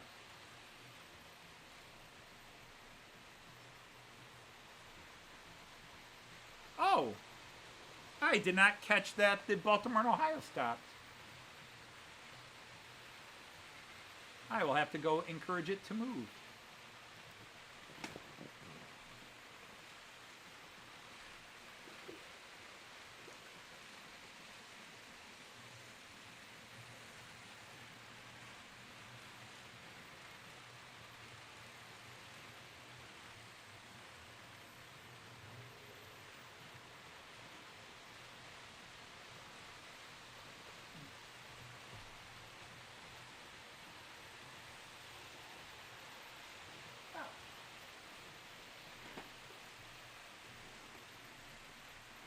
You're going to crew and gets.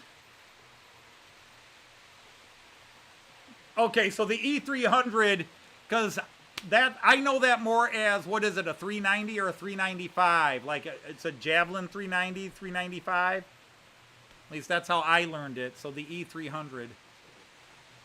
So Mick is going to crew and gets. That's cool. All right, Clive. Well, I'll try to wave to you if we're awake. I got my pills. They actually, my trip to Australia, I will say, I can't believe how well those pills worked.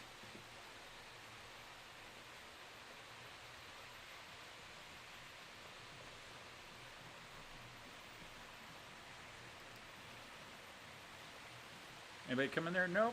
Let's go back to 11 lane for a second, because we'll have some views here. But man, I'll tell you what. You can see some woodcutters in those trees when the trains aren't going past. Metronom, NordWestBahn. Boy, I feel like I'm in Delmenhorst already. Well, it wouldn't be Delmenhorst. Bremen. You can track me on flight radar. Our flight is the Delta 86. DL86. One of many code numbers it has.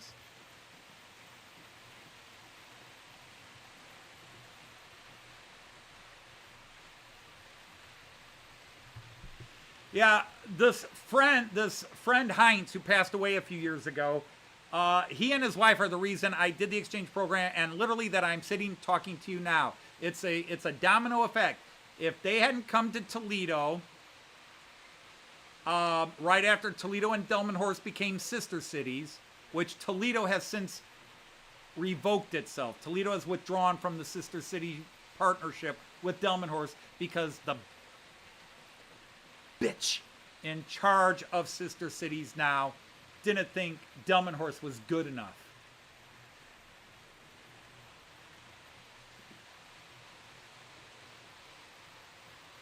Just one of many reasons I'm no longer with the German American Society. I despise that woman, and her ego is so out of control, and her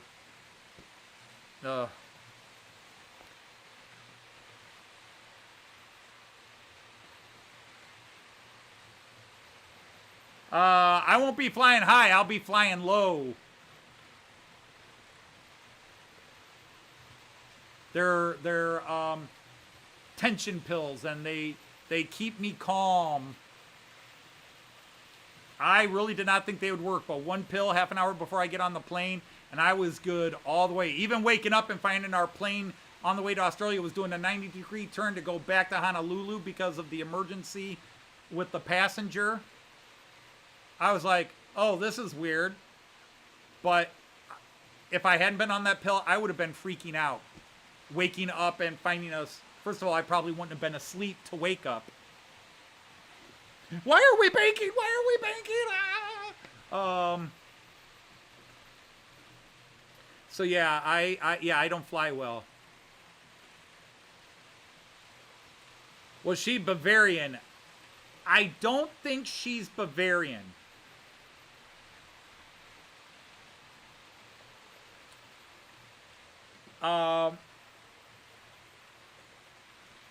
She emigrated to America when she was 8 years old. That's all I know.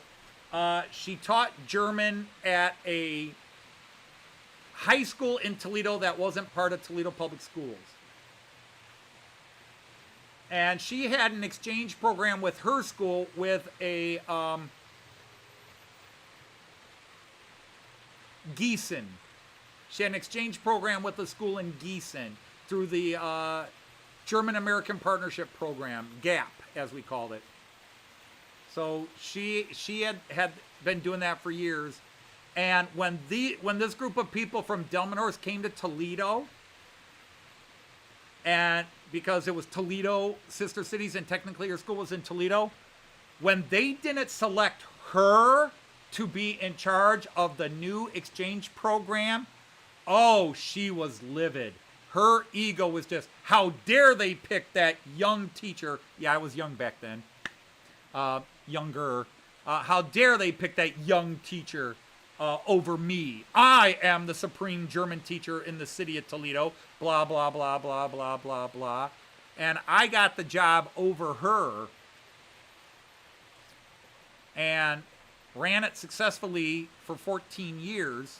15 years, 2003, 4, 5, 6, 7, 8, 9, 10, 11, 12, 13, 14, 15, 16. 14 years. I ran it successfully for 14 years. Hey, Monsville, how are you? Yeah, Austrian and had a mustache. That's about how I'd describe her. No, she was from the Dusseldorf area, you know, somewhere in that Ruhr-Rhine area. Oh, but she was so snooty. She was such a snob. And when I started the exchange program, I joined Sister Cities. And I was a member of the Delmenhorst Committee of Sister Cities, Toledo Sister Cities International, TSCI. And she joined a couple of years later. And yeah, once she came in, she did everything she could to undermine the president of the Delmenhorst Committee. He finally got promoted to be head of all Toledo Sister Cities before he passed away. And she took over the Delmenhorst Committee. And oh my God, the first thing she did was she cut off any support Sister Cities gave to my exchange program. She's Toledo Sister Cities Delmenhorst, and she cut off financial aid to my exchange program to Delmenhorst. That's what kind of person she is. Sorry about that. Oh, you're too long to properly fit in the Piccadilly line trains. How tall are you, Ifo?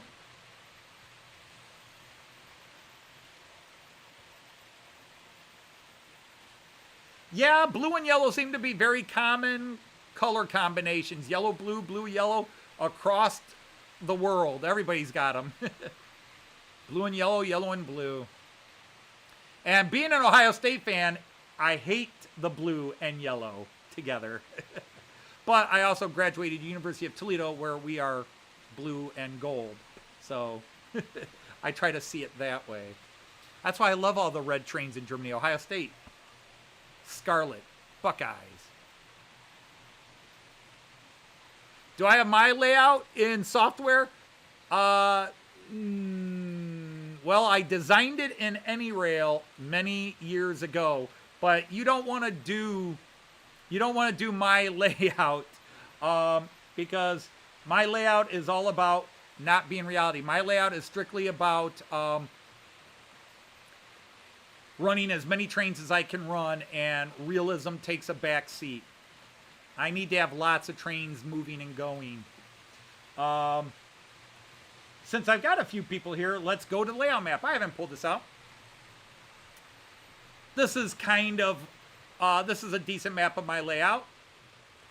To the left is Delmenhorst. That is actually based on the city of Delmenhorst, and that's the only thing that is remotely accurate.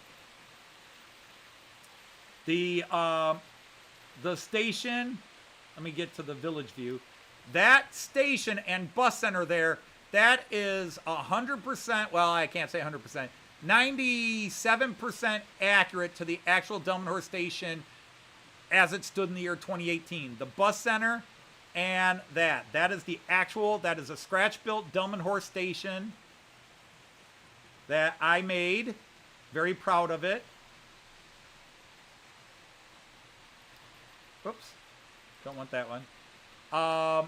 Even the light fixtures are exactly as they are. Everything, every sign, video camera, garbage can, bench is exactly as it is in Delmenhorst. The interior is exactly like it is in Delmenhorst. And then the other side is a Bremen-Hanover hybrid. The right side, which I'm actually pointing to Delmenhorst, but through this camera orientation. So I have Delmenhorst, which is very flat, and then Bremen, which is fairly flat. So there's really no hills or anything fancy. This is sort of will be a Bremen-Hanover hybrid. But Delmenhorst is the important part. I am trying to recreate the actual area around the Delmenhorst station.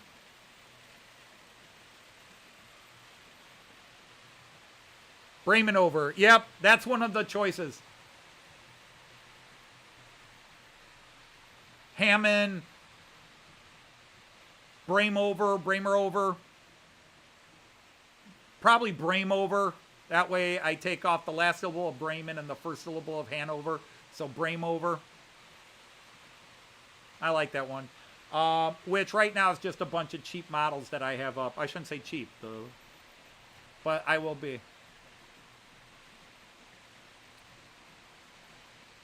Philip, I have the Central Station 3. I don't even have a booster on it. I have 3 connections from the Central Station 3 to my layout. One of them right behind me, which would be up above, right behind this keyboard. And then I have one to the parking area. One to the parking area, which I'll try to get you a picture of in a second. And then one to the high-speed parking area, which is not on this map.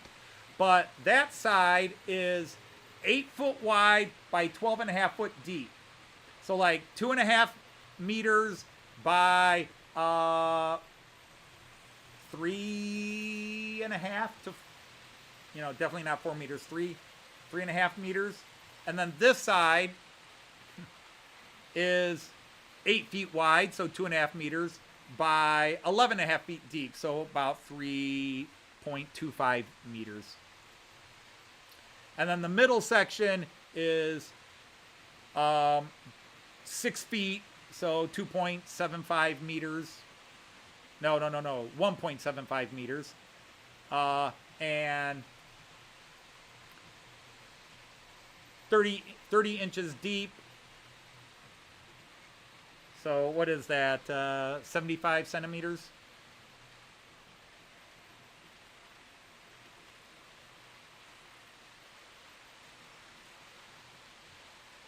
Something like that. So there I'm going. All right, Lyndon is taking off. Take care. You guys enjoy your weekend over there. Yes, this weekend is Memorial Day, where we celebrate those who died in battle. And we need to learn to distinguish that because we have so many holidays for the military. Maybe. Yeah. Veterans Day is anybody who served in combat. Memorial Day is for those who died in combat. And then Armed Forces Day is for anybody who served. And we really should, I hate to say it, distinguish them a bit better. All right, Lee, thanks for hanging out with us. So, yeah, Joyce has a 3-day weekend, but she's done with students today. She has a 3-day weekend. She goes in on Tuesday. But let me see if I can get you some pictures of what we're talking about. So, let's do the, nah, not that one. Not the Joyce view. The 11 lane, nah. All right, let's just do the big view. Let's do this one. So this is my Bremen side, my Bremen Hanover hybrid mix. And I haven't done anything on this side except throw buildings that I 3D printed or built and just threw them in there. So this is the Bremen side. Delmenhorst is over there. So it's about 7 meters along the back. Not quite 7 meters along the back here. So that long stretch run back here. But I am powered. I have 2 wires connected right there.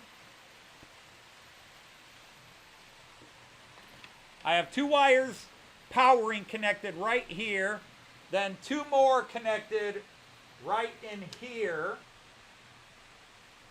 And then what you can't see, so I will have to, which camera can I use? Can I do the bridge view again? Let's go to bridge view. Da da da da da da da da da da da da. This one. Yeah, you can kind of see it. Nope, I don't have the slack. Now I have the slack. All right, so over there you can see I've got some of my trains on the wall. And then you can see a bunch of my ICEs, and there's also an Austrian Railjet parked over there.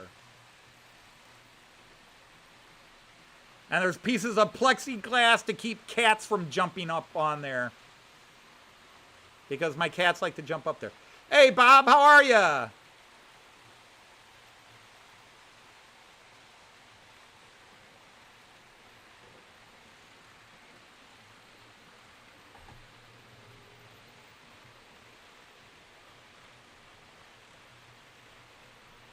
So I have a Central Station 3. I have a command center. Let's do this one.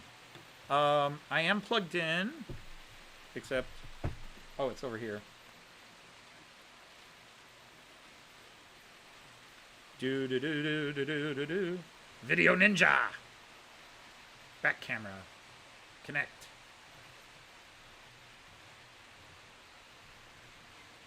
Now, this thing always looks great until I actually connect it into OBS, and all of a sudden it says, nope, we suck.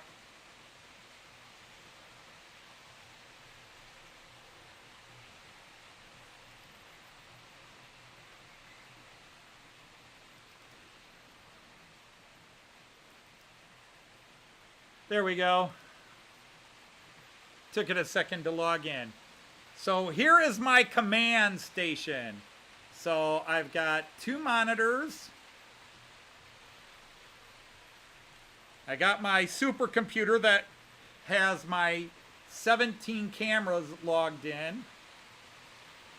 My Central Station 3. 2 mobile stations.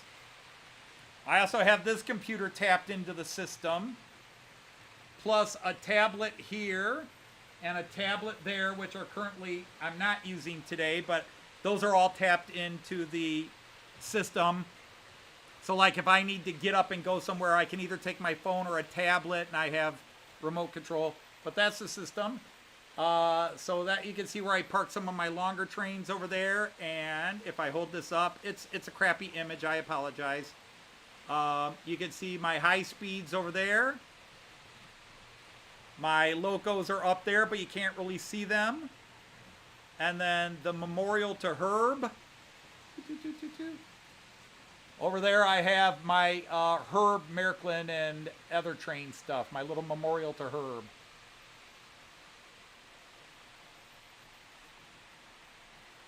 And then you can see across. So this is, this is not Miniature Wonderland. It's just a schmuck that got into trains a few years ago and is trying to apply his wargaming abilities to making a model train layout.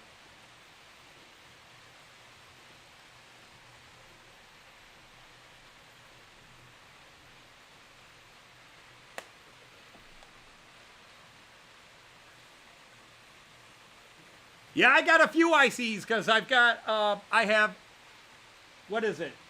2 ICE 1s, 2 ICE 2s,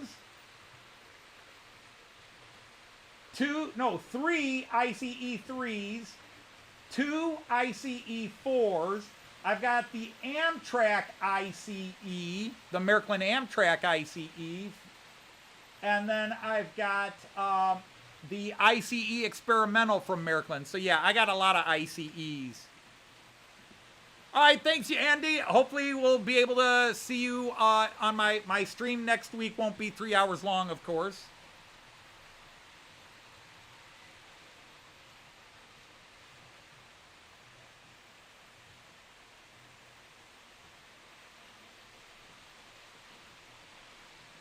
I could probably get an HDMI converter for this, USB-C to HDMI, and plug it into my computer that way. But actually, this isn't even plugged in. This is Wi-Fi. It just reads the Wi-Fi address, the URL that my Wi-Fi is on, and OBS reads it. But like I said, when I first turn it on and set it here, it's fine. But the minute I start moving it, it goes goofy. If I were to just set it and leave it there, it would all look fine.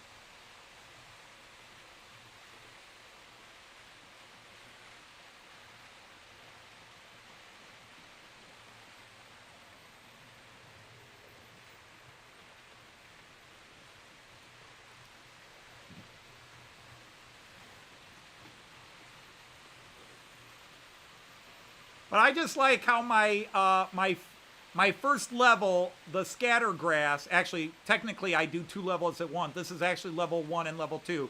It's the turf and ballast, and then I put green scatter grass on top of it. I like the very rough finish it gives. That's a very northern German looking grass. No, there's no static grass. Well, there's little tufts of some static grass that I put on for the heck of it. But I will go back and color this, stain this in areas to make it look dirty and maybe muddy.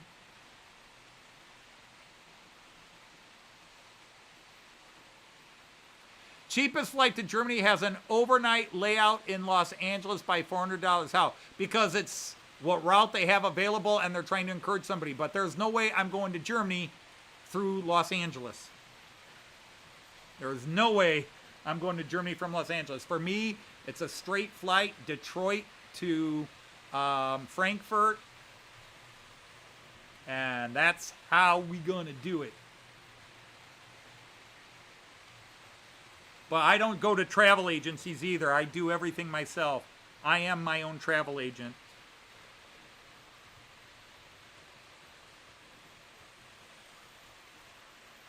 See, that loco on the freight train, that is a gorgeous loco, but you don't get to see how great the detail is on a live stream camera.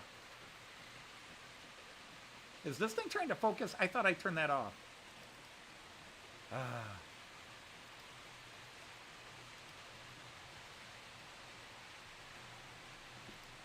There. That should stop that. Oh, wait, that made it worse. Oops. All right, let's fix that.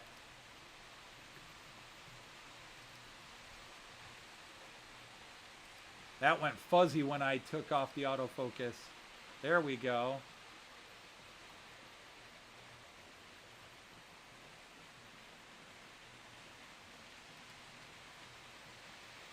Nope, I'm going to have to leave it on.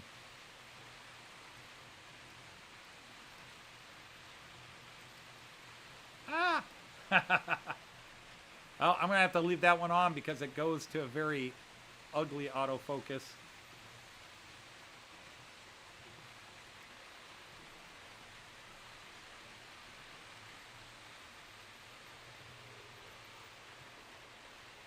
I half expected Joyce to be rather late today just because she's closing out the year and her latest partner.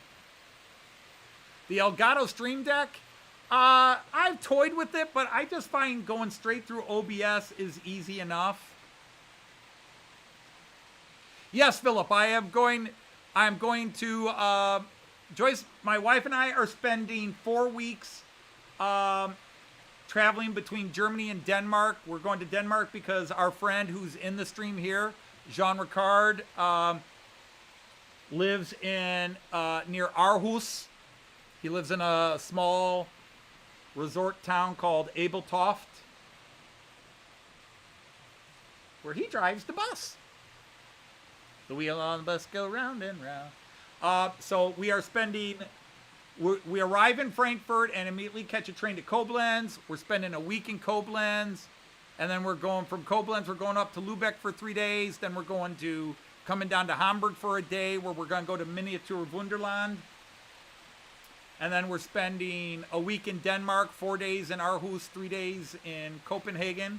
And then a week in Rostock. We're spending a week in Rostock.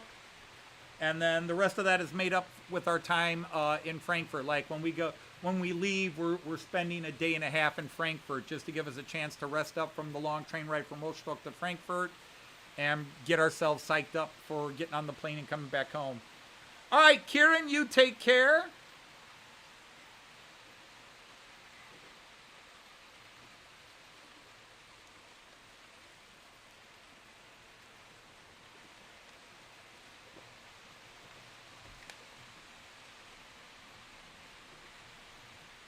Everybody down low seems to be running nicely.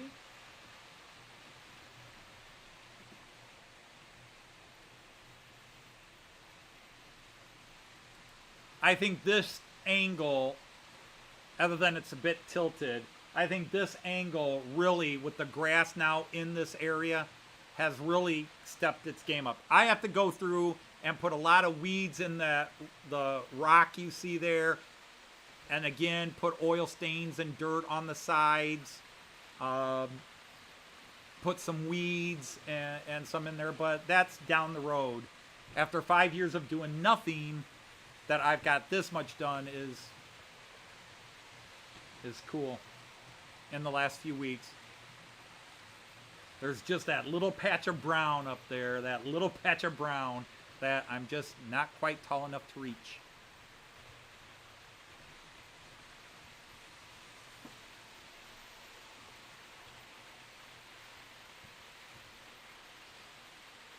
I think I may have heard Joyce come in. Although my perfectionist is about ready to go over there and readjust that camera because it's driving me crazy. But it's a nice shot, and with the grass going further down the lane. Again, it's not that it's good. It's not that it's excellently done. It's just that it's something down instead of brown and pink foam board. Brown paint on pink foam board.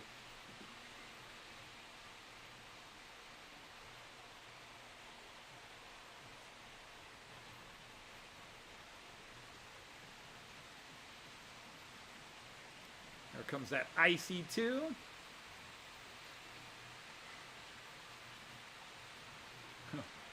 Driving past Rusty Twinger and my wife and I. Hey, Kiwi Dave! How you been, sir? Sir Dave of Kiwi.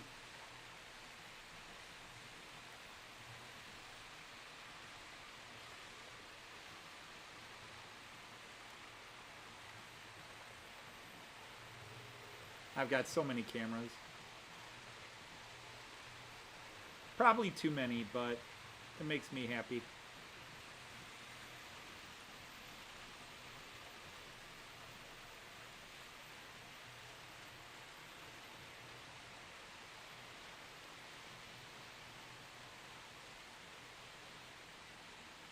We're going to follow this guy around the layout. So there, now he's coming into the Dumb and Horse station.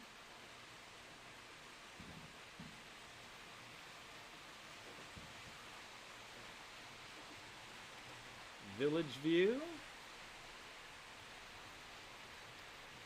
The mobile show. The Dumb and Horse low view.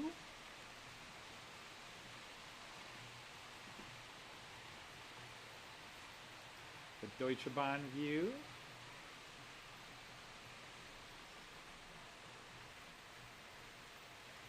The bridge view. The workstation cam. The 11-lane cam. The Joyce view. Oop. The Bremen corner view. The Bremen Bahnhof view. He's going to be behind those trains.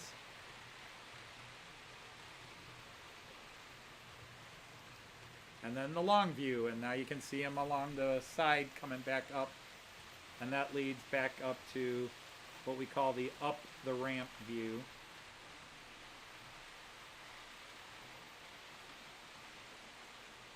And that's a camera tour around the layout. We do have other camera views, including on the floor. But I'm going to come back to bridge view because I do like this view.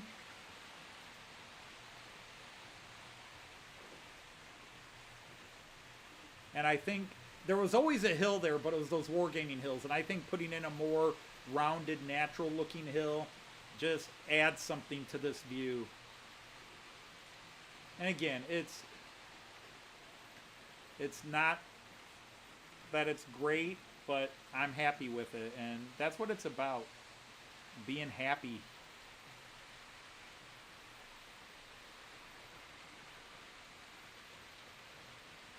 I also like this view because it's a nice wide expanse. You basically can see everybody as they come whatever direction, so you get a lot of action in each direction.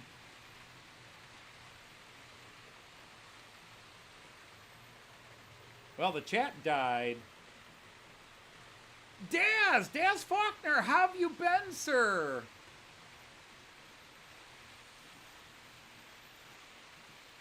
Yeah, it's been a while. There's been a lot of people, and I just, sadly, the last couple of days, been realizing how many people have, been at Eagle Creek has really only made 2 videos in the last 8-9 months. And lately, you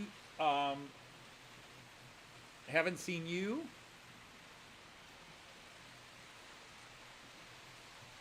So hope you've been okay. Maybe it's just work. Maybe it's other things. Martin from the train shed, right? Martin was the train shed. He and his daughter, Evie. He hasn't been around in a long time.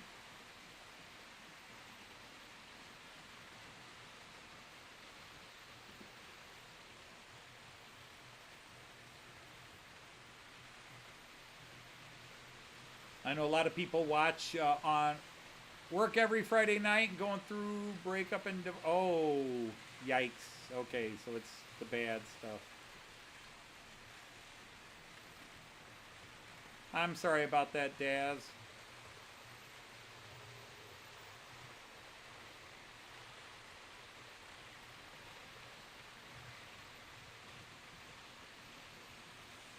Sean from GWR.